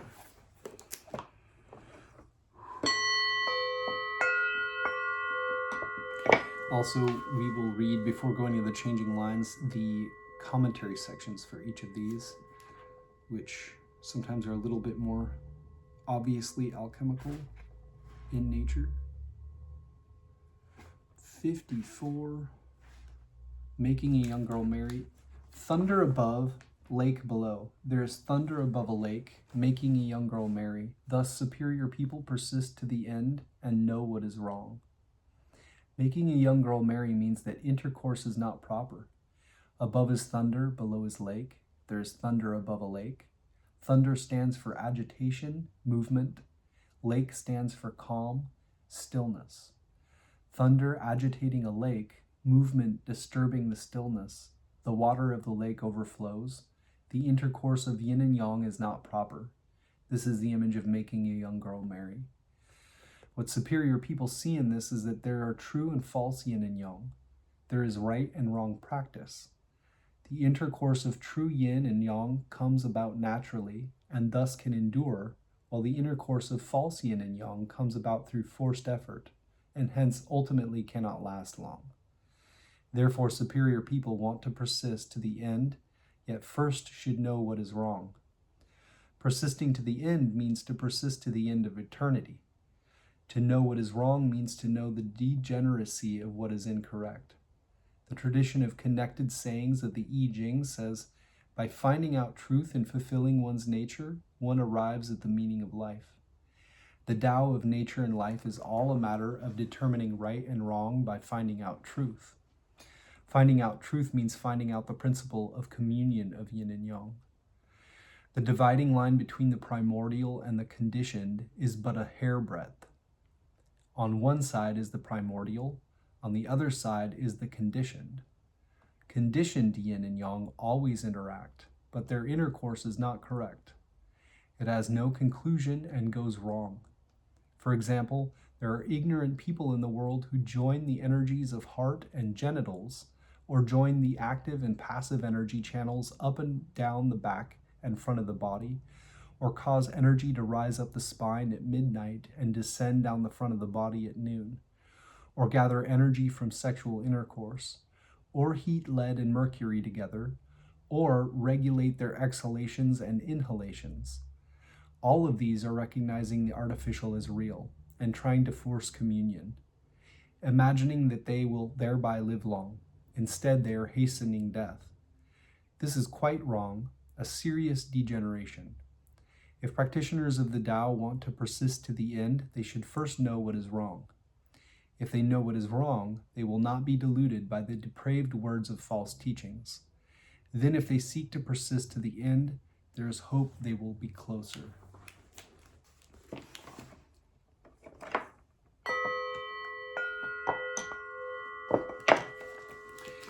And next we'll read our supporting hexagram, which puts our primary hexagram in a broader context and influence, the direction of travel, an underlying issue that has to do with you and your relationship to it all. Truthfulness within, wind above, lake below. There is wind above a lake with truthfulness between them. Thus, superior people consider judgments and postpone execution. Truthfulness within means there is sincerity in the center. Above is wind, below is lake. There is wind above a lake. The form of a lake is facing upward. The nature of wind is penetrating. Wind blows on the lake. The lake receives the wind, as though there is feeling between them. This is the image of truthfulness within. What superior people see in this is that adjudication of criminal cases concerns people's nature and life. And if there is any carelessness, the innocent are harmed.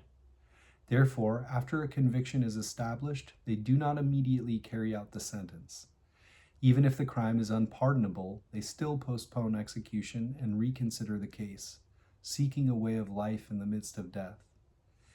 Practitioners of the Tao search out the recondite and find out the hidden, fish out the profound and reach the remote, so as to thoroughly investigate the abstruse and subtle truth. This requires genuine knowledge and clear vision, without the slightest trace of confusion in the mind. In this sense, it is like adjudication of criminal cases. When one understands truth in the mind and puts it into actual practice, the mind dies and the spirit comes to life. Gradually cultivating this without seeking immediate results is like postponing execution. Consideration is whereby life is sought in the midst of death, freeing the innocent and condemning the guilty, enlivening what should be alive and killing what should be dead. If consideration is not thoroughgoing, one has no independent perception, and one does not have too much self-confidence. How could it be appropriate to kill rashly? Postponement means reconsideration of whether or not death is appropriate. Inasmuch as the way of life is perforce difficult, the way of death is not easy either. If one does not postpone death, but rather hastens death, hoping for quick accomplishment, one may become a nihilistic quietist. So it is a matter of death after consideration, and then reconsideration at the time of death, whether it is right or wrong, true or false. Only when this is perfectly clear in one's mind will one avoid the mistake of taking the spurious for the genuine. In the image of the hexagram, above is wind, representing gradual advance, while below is lake, representing harmonious and joyful action. Gradualism means one can avoid haste. Harmony means one can be considerate. With consideration and relaxation, truthfulness within being put into practice outwardly, an all-out effort will dissolve away all the pollution of conditioning and expose the primordial original being, so that one will surely reach the realm of eternal life.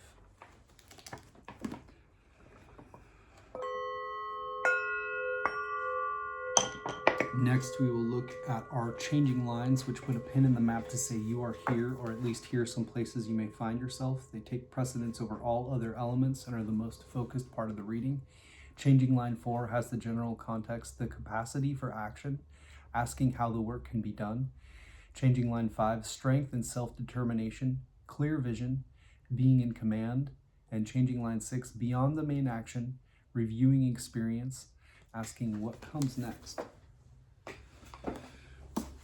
Hexagram 54, changing line 4.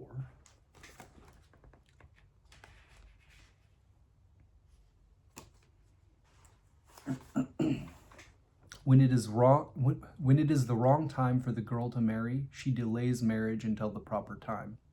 Explanation: when one is strong but yielding, refining oneself, awaiting proper timing, this is like a girl delaying marriage until the proper time if it is the wrong time for marriage.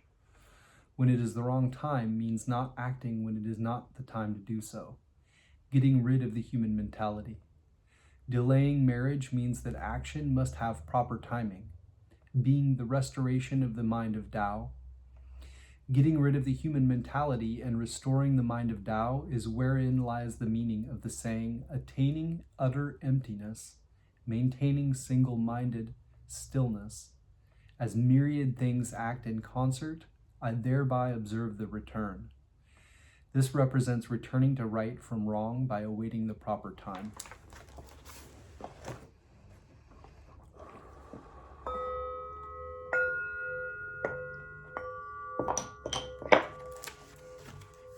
And changing line 5. The emperor marries off his younger sister. The attire of the empress is not as good as the attire of the young wife. The moon is nearly full. Good fortune. Explanation. Being flexible and receptive with an open mind, humble and differential to the noble and wise, being wrong, so seeking right, is like the emperor marrying off his younger sister and the attire of the empress not being as good as the attire of the young wife. Balancing oneself with the help of another, even the ignorant will be enlightened. The weak will be strong. This is also like the moon interacting with the sun, able thereby to shine and approaching fullness. The light is immeasurably auspicious. This represents one who is originally incorrect, ending up correct with the help of another.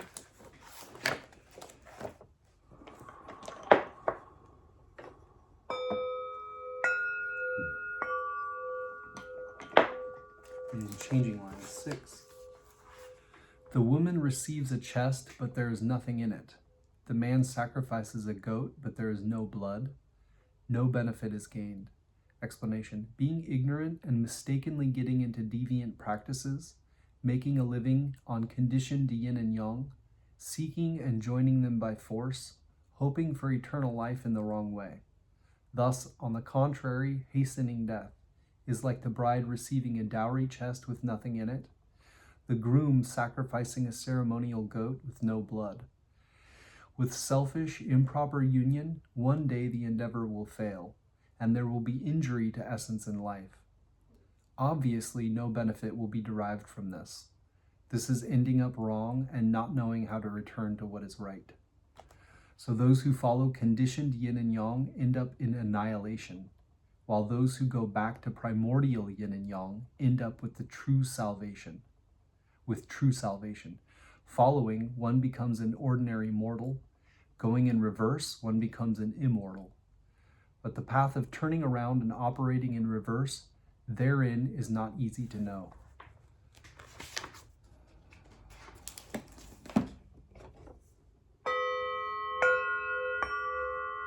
I don't know if you've seen Ready Player One.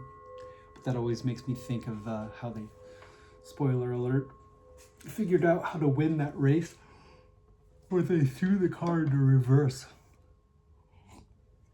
while everyone else is going forward, and found the secret trophy or a Easter egg. I can't remember what it was. Okay, next we will read from the I Ching, or Book of Changes, A Guide to Life's Turning Points by Browne Walker. This, I find, seems to sum things up pretty well after all the other ones, which is why I like to read it at the end. Just recently got it, and so the only other time I've used this is the reading right before this one, which was 2 weeks ago. It's probably the longest I've gone without doing a reading. Hexagram 54, Koi Mi, the marrying maiden. In relationships, desires lead to misfortune. Behave with discipline and balance. Koi Mi is concerned with the guidelines for the proper conduct of relationships, whether they be social, romantic, or work-related. The image here is of thunder roiling the surface of a lake, and it suggests that relationships can be disturbing to our peace of mind unless they are established and governed under proper principles. The nature of relationships is that they lead us into the desire state. We begin to desire another, desire recognition, desire retribution, desire a particular outcome in a given situation. All of these desires lead us away from the equanimity that we aim to maintain as students of the I Ching. This hexagram often comes as a sign that you are in danger of sacrificing your composure in an effort to affect a relationship. When someone does not treat you as you would like, you are faced with a choice as to what to do. While it may be tempting to abandon the relationship in anger or act aggressively to produce a result, neither of these is consistent with proper principles. You are counseled instead to return to inner independence, acceptance, modesty, and gentleness. The greatest influence is always had through inner discipline and balance. Less subtle measures may produce more immediate results, but they are seldom lasting. This hexagram also teaches us that rushing into a relationship, rushing to resolve a relationship, or rushing to escape a relationship are all akin to rushing on ice. Each invites a painful fall. Seek to establish relationships slowly and on proper principles to allow them to evolve naturally and to resolve disputes with patience and reserve. If your primary relationship, that with the sage, is open and ongoing and devoted, then all other relationships will fall into place.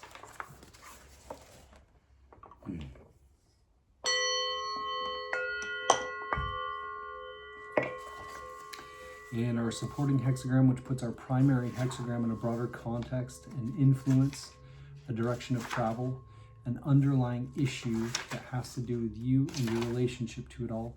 61, Chung Fu, or inner truth. Through openness and gentleness, the correct solution is reached. Arriving at the correct solution to a difficult situation requires a receptivity to inner truth.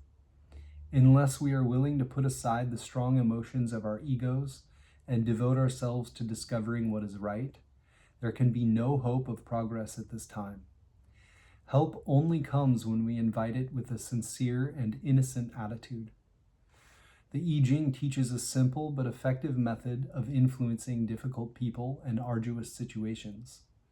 It advises us first to lay aside our prejudices, our feelings of being wounded, angry, or in the right, and second, to seek to understand the positions of others and the lesson that the sage is teaching us with the situation.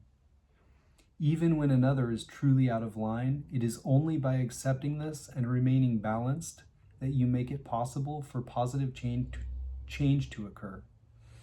Gentleness and understanding create in others an unconscious willingness to be led. The superior person, therefore, avoids the use of anger and force in trying times, knowing that they only prolong conflict.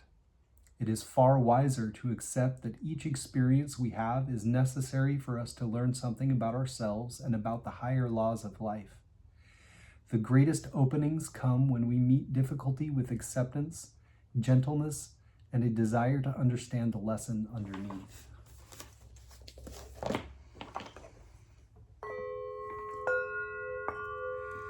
Next, we will read our changing lines 4, 5, and 6, which put a pin in the map to say you are here, or at least here are some places you may find yourself. They take precedence over all other elements and are the most focused part of the reading. Changing line 4 has the general context of the capacity for action, asking how the work can be done. Changing line 5, strength and self-determination, clear vision, being in command. And changing line 6, beyond the main action, reviewing experience, asking what comes next. What comes next, Browne Walker? Hexagram 54.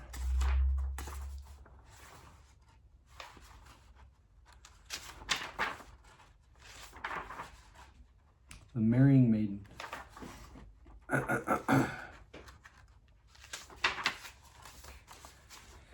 Changing line 4 of Hexagram 54, the Marrying Maiden. A good result comes in its own time. Do not waste yourself in trying to hurry it. The greatest gifts come to those who remain composed and patient.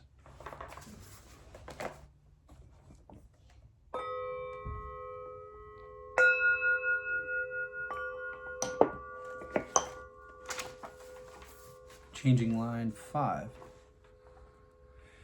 Disdain for those below or envy of those above prevents your progress.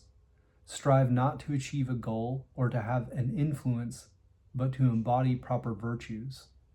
In this way, your success is assured. And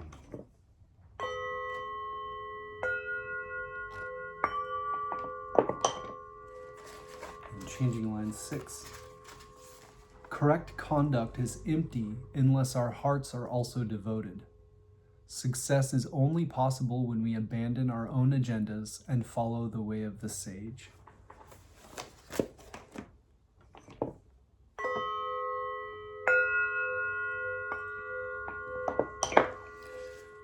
All right, next we will get our secret hexagram by taking the second, third, and fourth lines of our primary hexagram as the bottom trigram or inner trigram.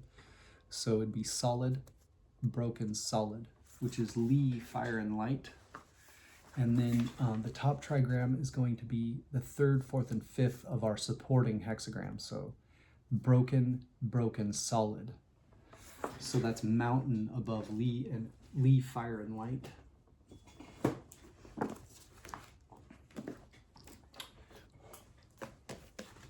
Which is hexagram. Gen mountain above Li, fire and light. Give us hexagram 22.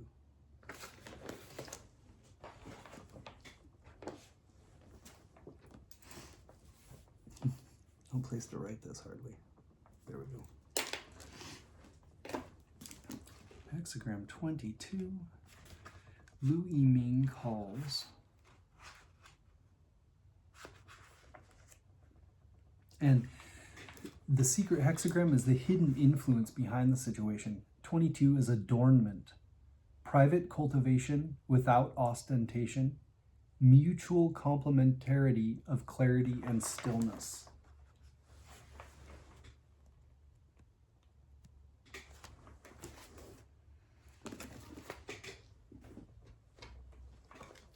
And I think we will read from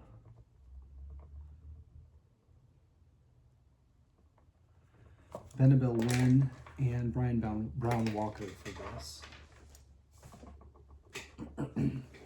So again, secret hexagram is the hidden influence behind the situation.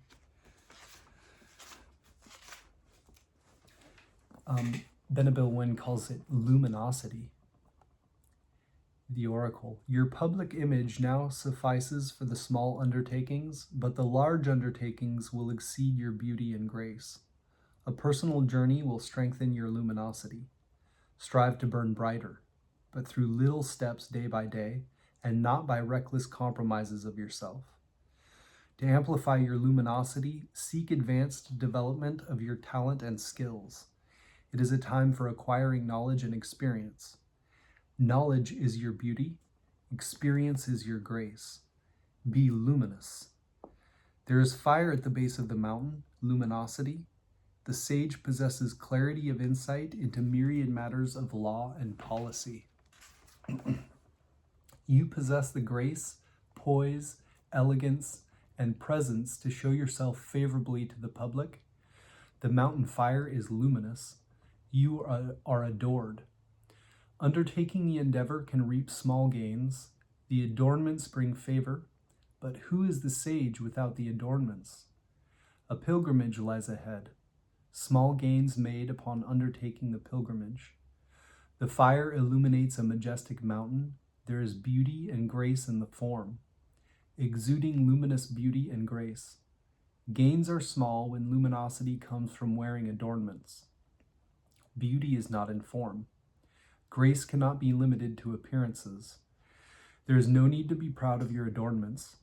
Forecast of a short-term or minor expedition.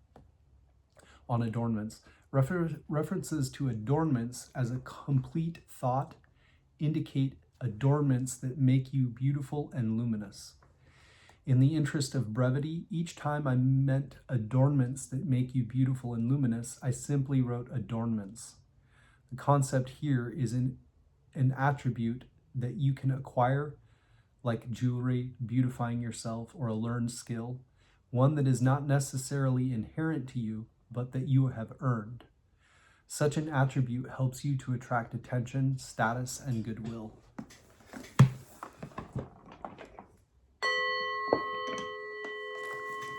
And from Browne Walker. All right.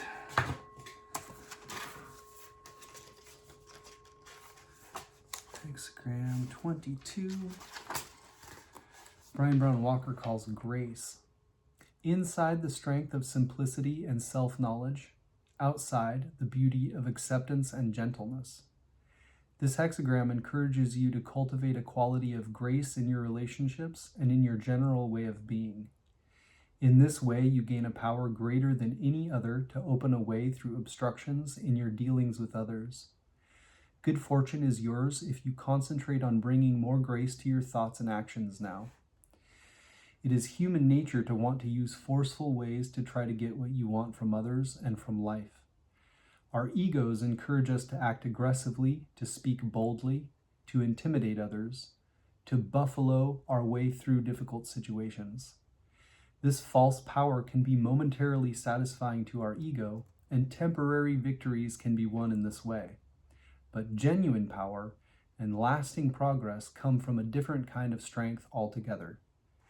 They come from inner strength, which is characterized by a steadfast devotion to the principles of humility, simplicity, equanimity, and acceptance.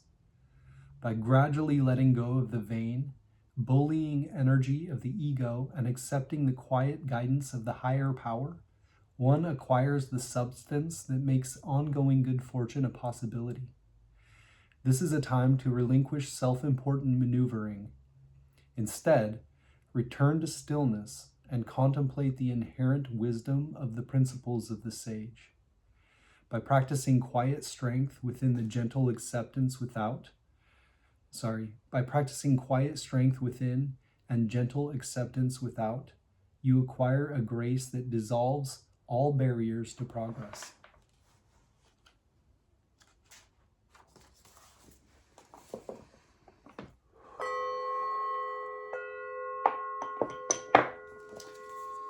Now we will get a randomly card-drawn chapter from the Tao Te Ching while we sum up the reading. By we, I mean me. And y'all. So, our primary hexagram, 54, making a young girl marry. I kind of like Benabel Wen, how she gives a lot of background information to this, where it could be a situation where this woman is incarnated from, I think, like a goddess or like a heavenly being, or is the daughter of a god, and she comes down into a really low position, born into a poor family, and she basically works her way through devotion and becoming excellent in all her undertakings with the people that she has in her life. And I think she's taken as like a concubine of this king. And I suppose a similar story might be that of Esther, if you're looking at it from a Christian or Jewish perspective in the Bible, sort of. Or you might even look at it as like Hercules kind of an idea, or any number of characters that started out as gods or demigods and were in a low position and then got to a higher one. It also could be related to UC, I think, Taitsi, Taisi, I think was her name, potentially of King Wu, I believe. And I think she was given by the king of the Shang dynasty, or the Wu dynasty, I can't remember, in order to create kind of like a peaceful relationship between the two kingdoms. This didn't actually work, and the one kingdom overthrew the other eventually. And that happens in Changing Line 6, which is one of the changing lines that we got. So basically, the idea of this hexagram is that you're too junior to be able to influence the situation, at least with any kind of rashness or just forcefulness. That would be the wrong maneuver. That because of the position of the marrying maiden, don't try to force anything. And our supporting hexagram, which puts our primary hexagram in a broader context and influence, a direction of travel, an underlying issue that has to do with you and your relationship to it all, is hexagram 61, faithfulness in the center. And here, there is the idea that instead of a bunch of intellectualism and the human mentality, that there's kind of like an empty openness within, where kind of like the idea that the Tao doesn't work to do anything, but by non-action or wu-wei or that non-doing, there's nothing that's left undone. And the idea behind that is just this idea that, like the Tao, things happen spontaneously, and that through creating that open space where we kind of are not thrown about so much by outside situations, we create a stillness within, and we don't intellectualize a ton to try and really, really intensely work through with our human mentality and intellectualism a concept, but it sort of springs with intuition from within. There's also the idea inherent in faithfulness in the center of how to go about dealings in government when you're enacting punishment, and that the right way to do it is to really try to make sure that you're taking a prolonged period of time in deliberating punishment, and that you try and find a lesser sentence than you might find otherwise. That you want to preserve essence in life as best as possible, and try and make sure that you're not rushing to any emotionally fueled anger or rage fueled judgments, that you delay and sleep on it, as it were, enough to where, I suppose, that openness in the center can have an influence on the situation, and not so much your emotions and your maybe the idea that you're really, really sticking hard and fast to the letter of the law, so to speak. That you see the value in human life and understand that, like talks about even not rushing into a death sentence, for instance, that kind of an idea. So preserving essence in life is important. And as much as we can do that, we should be attempting to do so. Our changing lines 4, 5, and 6. 4 had to do with the marrying maiden prolonging a period of time and waiting before rushing into a marriage. And in that, I believe James de Corn brought out the idea that the Chunsi, or chief son or superior person, or the sage, is one often that is not rushed into a decision, that can take and wait for the proper time for something instead of feeling compelled to act, whereas others might just act because there's like a buildup of energy, or it feels like the pressure of what people expect of us is put into the equation, so we feel like compelled to act in that way. But in this situation of changing line 4, the changing lines are the most focused part of the reading, and they take precedence over all other elements of the reading. They put a pin in the map to say you are here, or at least here are some places you may find yourself. Changing line 5.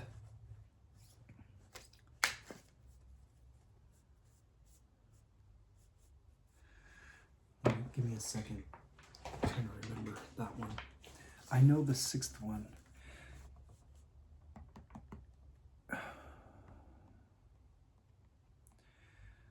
Just breaking it down to the 3 possible succinct definitions in James DeCorn's Gnostic Book of Changes for changing line 5.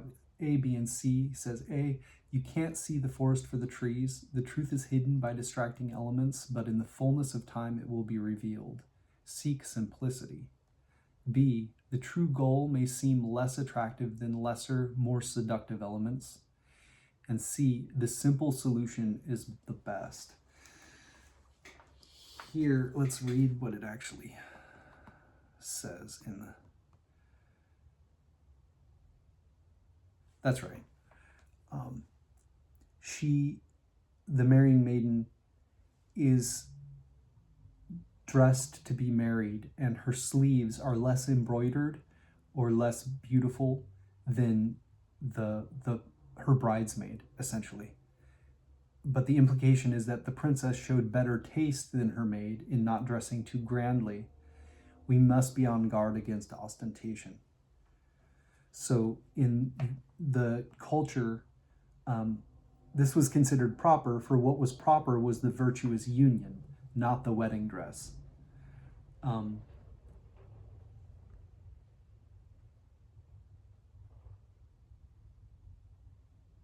Also, there's some interesting things about the full moon. It's about the waxing of the moon in some way, where there's still the building up of energy into the full moon at this time. So things are progressing beneficially for us. And in Benabel Wynn's I Ching The Oracle, she talks about changing line 5 as relating to the background story of Tai Si, I think. Let's see, changing line 5.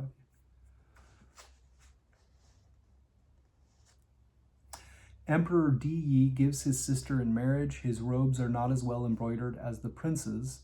The waxing moon is almost full, a favorable outcome. Throughout imperial China, the embroidery on the robes of the aristocracy noted their rank and status. It would follow logic that the sitting emperor's robes must be better embroidered than a mere prince's. That the prince's robes are better embroidered is a prophecy that one day soon that prince will outrank the sitting emperor. The line is a reference to King Wen, who is then a prince, defeating the Shang dynasty, currently ruled by the elder emperor Di Yi, the father to the corrupt last king of Shang. The moon is currently waxing, which means the matter inquired about is in a progressive growth and development stage, moving toward final manifestation. A waxing moon suggests the heights of success to come. If read predictively, the 5th line is calling attention to the coming full moon. Another omen will come to you at that time. An alternate translation of the 5th line is that rather than comparing Emperor Di Yi's robes to the unnamed princes, the reference is to Tai Si, the concubine who later becomes queen. In the alternate translation, the robes that the concubine wears upon her person are not as beautiful as the robes that have been gifted as part of her dowry. That is to say, she is worth more, her dowry, than she appears, what she's actually wearing. Such a reference would also echo the cultural depiction of Tai Si as modest and always dressing humbly. A takeaway lesson from the parable of the 5th line would thus be that modesty and humility will pay off in the long run.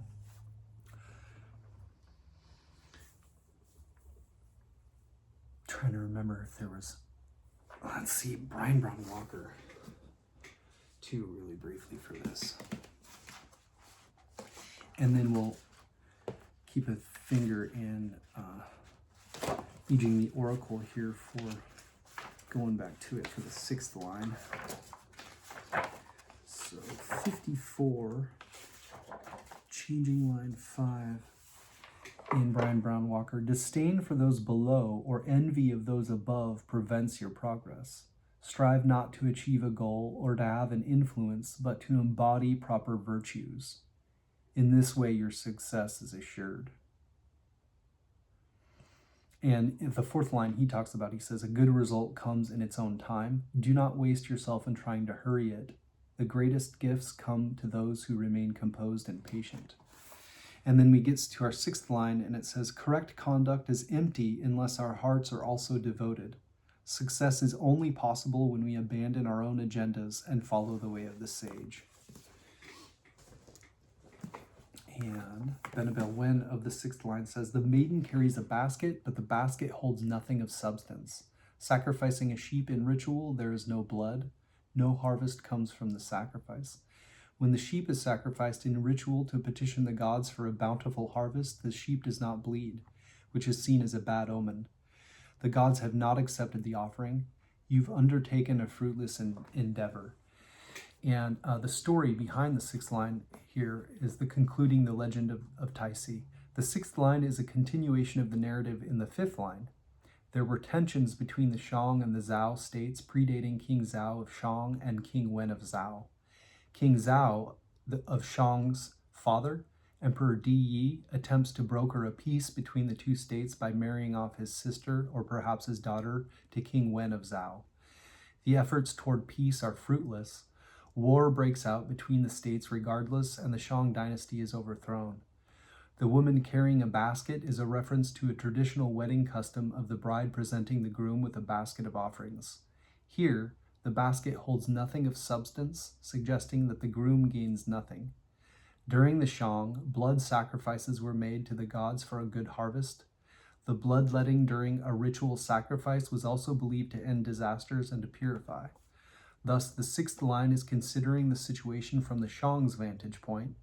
The whole purpose of giving Tai Si in marriage to King Wen of Zhao was to broker peace. That purpose was not achieved. Emperor Di Yi's hope for peace was not fulfilled by the maiden. Lots of implications in this, especially for our times right now, I believe. And then also the hidden influence behind the situation, or the secret hexagram, was 22 adornment. And in adornment, you can make something be dressed up a little bit, like with jewelry or something. That's what Benabel Wen was talking about. To make it a little bit more appealing. And it doesn't necessarily change substance or the heart of the situation, but it can be something that allows the heart to be a little bit more shown outwardly. Let me read. Just because it's the secret hexagram and the hidden influence behind the situation, let's spend a little bit of time on this. Hexagram 22, luminosity. I'm going to read it again from Benabel Wen here. The Oracle, your public image now suffices for the small undertakings, but the large undertakings will exceed your beauty and grace. A personal journey will strengthen your luminosity. Strive to burn brighter, but through little steps day by day, and not by reckless compromises of yourself. To amplify your luminosity, seek advanced development of your talent and skills. It is a time for acquiring knowledge and experience. Knowledge is your beauty. Experience is your grace. Be luminous. There is fire at the base of the mountain, luminosity. The sage possesses clarity of insight into myriad matters of law and policy. You possess the grace, poise, elegance, and presence to show yourself favorably to the public. The mountain fire is luminous. You are adored. Undertaking the endeavor can reap small gains. The adornments bring favor. But who is the sage without the adornments? A pilgrimage lies ahead. Small gains made upon undertaking the pilgrimage. The fire illuminates a majestic mountain. There is beauty and grace in the form, exuding luminous beauty and grace. Gains are small when luminosity comes from wearing adornments. Beauty is not in form. Grace cannot be limited to appearances. There is no need to be proud of your adornments. Forecast of a short-term or minor expedition. On adornments. Yeah, that's kind of technical. And then Ryan Brown Walker on Hexagram 22 again. I'm feeling compelled to check out Hilary Barrett on this as well, so we'll do that after. He calls 22 grace, inside the strength of simplicity and self-knowledge, outside the beauty of acceptance and gentleness. This hexagram encourages you to cultivate a quality of grace in your relationships and in your general way of being. In this way, you gain a power greater than any other to open a way through obstructions in your dealings with others. Good fortune is yours if you concentrate on bringing more grace to your thoughts and actions now. It is human nature to want to use forceful ways to try to get what we want from others and from life. Our egos encourage us to act aggressively, to speak boldly, to intimidate others, to buffalo our way through difficult situations. This false power can be momentarily satisfying to our ego, and temporary victories can be won in this way, but genuine power and lasting progress come from a different kind of strength altogether. They come from inner strength, which is characterized by a steadfast devotion to the principles of humility, simplicity, equanimity, and acceptance. By gradually letting go of the vain, bullying energy of the ego and accepting the quiet guidance of the higher power, one acquires the substance that makes ongoing good fortune a possibility. This is a time to relinquish self-important maneuvering. Instead, return to stillness and contemplate the inherent wisdom of the principles of the sage. By practicing quiet strength within and gentle acceptance without, you acquire a grace that dissolves all barriers to progress. What I've been learning about the current astrological situation is that we're moving out of a time where there's a lot of ego behavior and that kind of pushing or buffaloing is what he called it, and forcing our way ahead into a time of more ease and kind of like that idea of keeping the inside open so that inspiration can flow from that open space. What do they call it?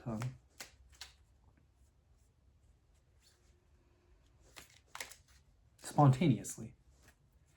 It can be something that comes at the right time. So with changing line 4, with the marrying maiden waiting for an appropriate time, that's very similar to that. The secret hexagram is very similar to that concept. And kind of around the edges of this is this idea of conflict and also of not being in the best position to act and having maybe a very minor but developing influence on the situation. And the idea that with the marrying maiden, to act in a way besides kind of the role of the marrying maiden at any given moment would be improper. And so that also is giving us the idea of keeping kind of like a steady, dignified, humble, proper, and patient way, along with that, the throwing the idea of enacting judgment, that we delay the death sentence, for instance, like that kind of idea.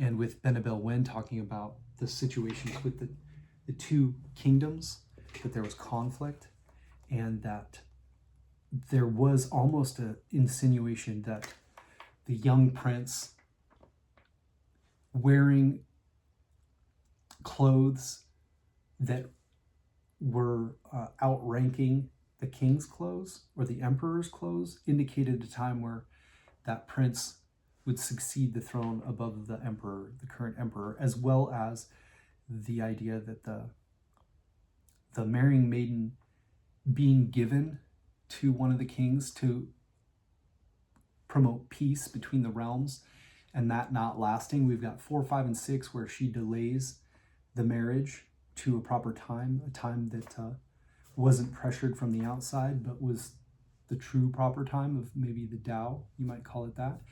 And then into the situation of the difference between a flashy show and more of like the humble clothing that the maid wore, or the emperor, depending, and kind of different meanings through all of this. But her humility and putting the emphasis on what was truly important, which was like the union.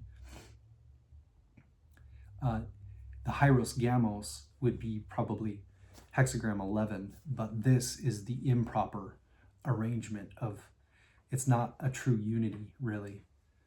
It's kind of not the ideal arrangement, obviously. And yet, in the end, even though hexagram 6 has this idea that there's no blood in the goat that they were sacrificing or the lamb, and the basket was empty, the dowry, part of that idea was that the basket that she was bringing, her dowry showed that she was more valuable than what she dressed like. And on top of that, the idea that she came down as, I think we should probably point that out too. Let's go to the background story again of this marrying maiden, possibility of this being from, I just brought it up, but I didn't read it in this summation here of who this marrying maiden could be referring to. Tai Si was one person, but this descended goddess idea is really incredible. Of the moon, I believe it said she was, and that she returned to the moon. The legend of Chang and Hao Yi. While Zi means to know, knowledge, and comprehension, the ideograph is of someone shooting an arrow straight toward a target, conveying the idea that knowledge and understanding strike like arrows shot from a bow. Hexagram 54 is often interpreted as a reference to Chang, a folk Chinese goddess of the moon. And we're right in the middle of the new moon with a solar eclipse happening today. So the reference to the moon is interesting, as well as the picture in one of our cards showed people all like doing kind of like a moon ritual almost is what it looked like. They're like 61, that's inner truth is what it's called, or faithfulness in the center, and they're all like praising the moon, worshiping it, I don't know. So there's some interestingness. And 54 is our primary hexagram. The one that shows the moon is our supporting hexagram. So there's a reference to the moon, sort of, in both. Okay, a folk Chinese goddess of the moon, and her husband, Hao Yi, the archer who shoots down 9 of the 10 suns, scorching the earth. Thus, I thought it would be apropos to highlight the etymological reference to shooting arrows behind the word that means to know. Note that the 5th line of hexagram 12, which was one that we got, stalemate, also includes, of hexagram 12, sorry. The 5th line of hexagram 12, which is not what we're in, also includes an allusion to Hao Yi and Chang. Chang was a maidservant in the Jade Emperor's celestial palace in heaven. When she inadvertently broke a vase, she was punished by being sentenced to live out life as a mortal. As karmic punishment, she was born into a poor peasant family. However, her beauty captivated the attention of the gifted archer Hao Yi. One day, 10 suns appeared in the skies, scorching the earth. To save humanity, Hao Yi shoots down 9 of the 10 suns, and for his heroic deed is made king. Hao Yi becomes a corrupt, despotic ruler. He seeks to create the elixir of life so he can rule for eternity. To save the people from a despotic king, Chang takes the elixir of life and drinks it. In doing so, she floats up to the moon and lives there for eternity.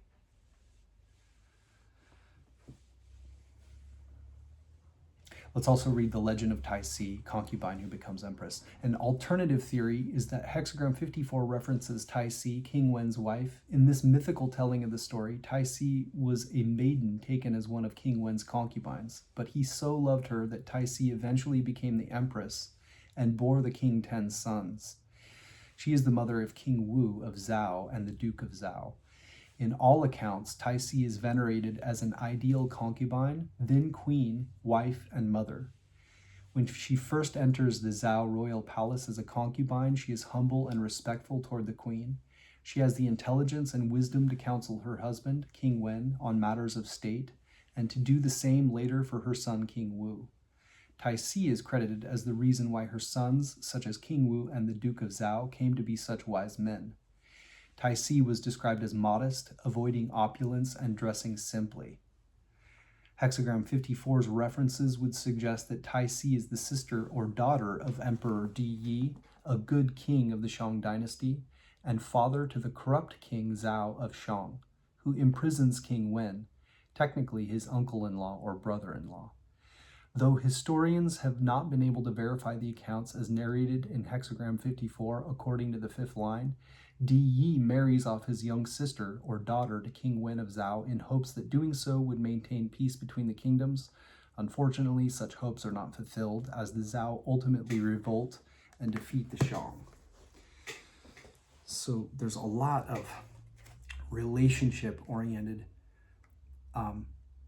focus, and the idea of an improper union of sorts that somehow eventually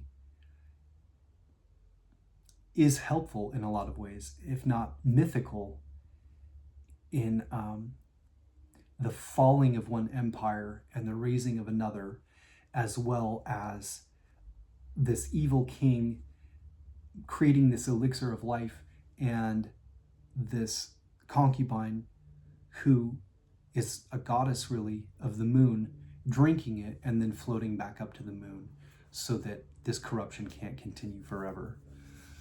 So that's all very, very encouraging, albeit couched in this kind of progress of changing line 4, 5, and 6, where we have the idea of waiting for a proper time, being empty and not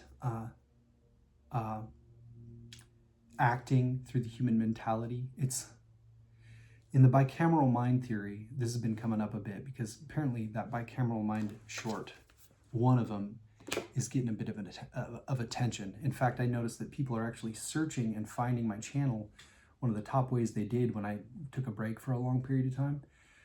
The bicameral mind video, the short, is something that was the very first thing that people sought out of 3 when they found my channel. And it's been standing out to me a little bit too, as well as we're changing into this time with the astrology of things. Feels like what people have been talking about is moving out of this highly intellectual, highly human mentality oriented way of being into that of intuition more so. And in the bicameral mind theory, the right and left hemispheres of the brain, at one time we were more governed by the right hemisphere, and that kind of feminine yin idea of things springing out of emptiness was more of the way people acted. And you could define sort of how the right brain works is through poetry, music, the arts, things that are intuitive and kind of ruined if you really highly focus with your left hemisphere on like intellectualism and structure and exactly fitting everything where things are supposed to be so much. There can be a bit of that, but really, really trying to make this more succinct in my description here. I believe the development of the human brain and the if you want to call it,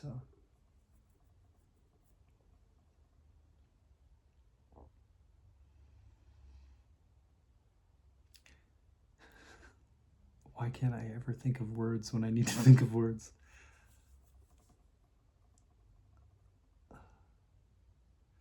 Charles Darwin, right? He came up with the theory of evolution. The evolution of our development as a species, I believe, is going more into a direction of a incorporating of the two hemispheres in a better way. I believe that we've become overly left hemisphere oriented, and that gives you the ability to really, really focus on small tasks and get things working in a way that's mechanical and methodical, but doesn't necessarily see the big, broad picture of how the effects of these things relate to the whole. And almost like a progress for progress sake, rather than trying to take the consideration of humanity and our planet and the idea of sustainability and an artful, humane way of living,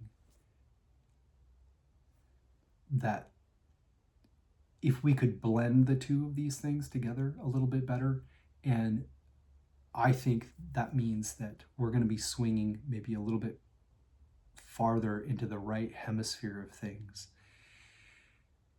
which doesn't mean we're just zombies walking around without any ability to process information. Obviously, we've developed this left hemisphere quite thoroughly, and I don't think that's disappearing, but I do think that we're going to gain a lot by living in a more balanced left and right hemisphere of the brain oriented way, which I think means being a bit more open. And we can definitely, like doing an I Ching reading, there's so much information, you're processing it and chopping it up.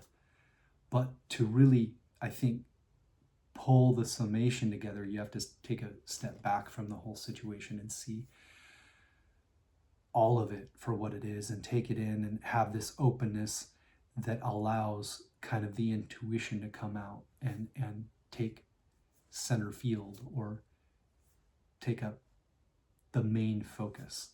And in this process, I believe that there's going to be the falling of structures that are so heavily corrupt, but also built on the idea of strictly intellectual, often us versus them type thinking, and moving more into a holistic way of living that honors all and is like the secret hexagram adornment. There was the idea that we're to have the inner beauty that allows the adornment to mean something.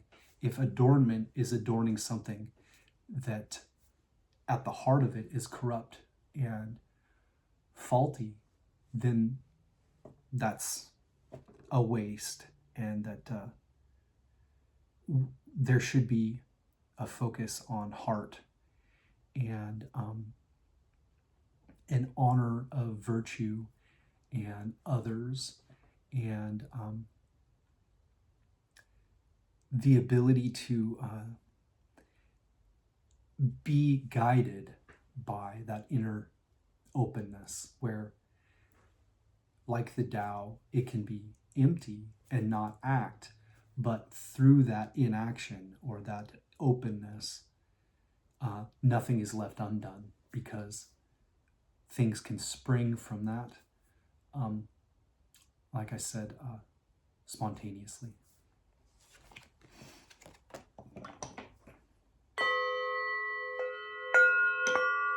With an emphasis on not being overly strict and judgmental on others and not enforcing death penalties unless absolutely necessary kind of ideas that we want to preserve as essence in life. So these two chapters we'll read from the Tao Te Ching, 65 and 61. Start by reading from Benjamin Hoff's The Eternal Tao Te Ching. It's one of my favorites. 65.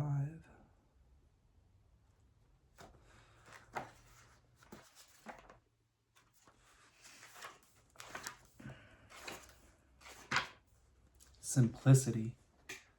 The rulers of ancient times who were skilled at following the way did so not to enlighten the people, but to hold them to the state of simplicity. The people are growing difficult to govern because they are much too clever. For that reason, he who governs with cleverness is the despoiler of the state. He who governs with cleverness is the benefactor of the state. He who governs without cleverness is the benefactor of the state. I'm going to read that whole part again. He who governs with cleverness is the despoiler of the state. He who governs without cleverness is the benefactor of the state. He who knows the previous two principles knows moreover to examine patterns. To always know to examine patterns is what could be called profound virtue. Profound virtue is deep, far-reaching. It enables all to turn back to simplicity and to thereby then regain the state of great cooperation.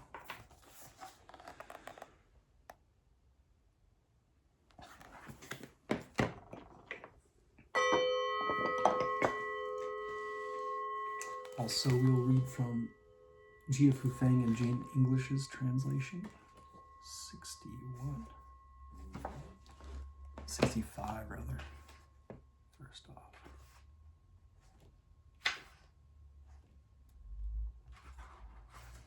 In the beginning, those who knew the Tao did not try to enlighten others, but kept them in the dark. Why is it so hard to rule? Because people are so clever. Rulers who try to use cleverness cheat the country. Those who rule without cleverness are a blessing to the land. These are the two alternatives. Understanding these is primal virtue. Primal virtue is deep and far. It leads all things back toward the great oneness.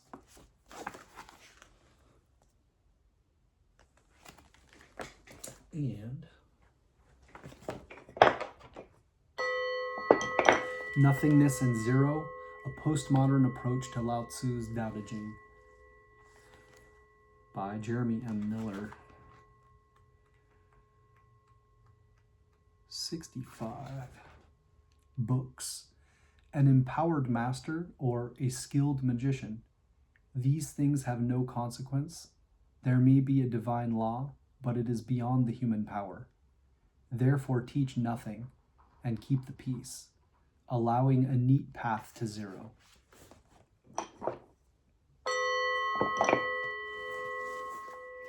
And then 61.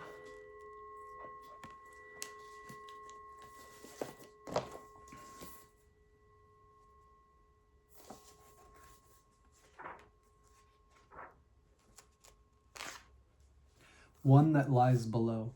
A great state is one that lies below, the restless flow of movement. All under heaven's crossings swale, all under heaven's female.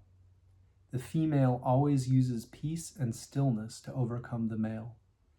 Using her serenity, she places herself below him. In a similar way, a large state, by placing itself below a smaller one, can accordingly gain the other. And a small state, by placing itself below a larger one, can accordingly gain the other. In such a manner, someone can lower himself in order to gain. Being lower, he will thereby attain the advantage. A large state desires to unite and feed people. A small state desires to bring in and serve people. So each of them obtains what it wants. It is fitting for that which is great to lower itself.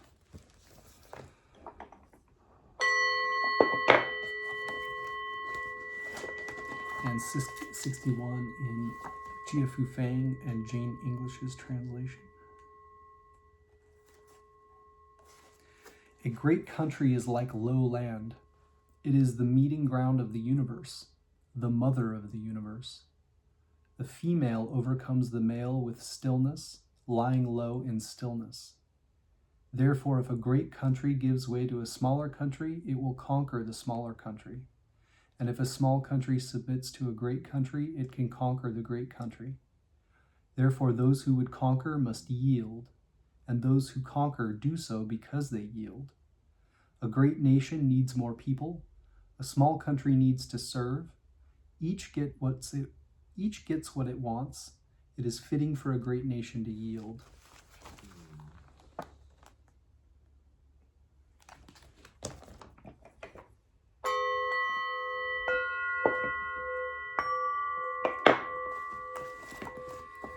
And 61 out of Nothingness and Zero, a postmodern approach to Lao Tzu's Tao Te Ching.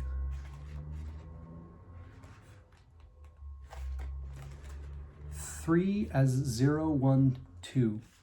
Live in peace and harmony. By birth, some are male, others female. This is the two. The female, in submitting, conquers the male with bliss. 0 is thus emulated in this union.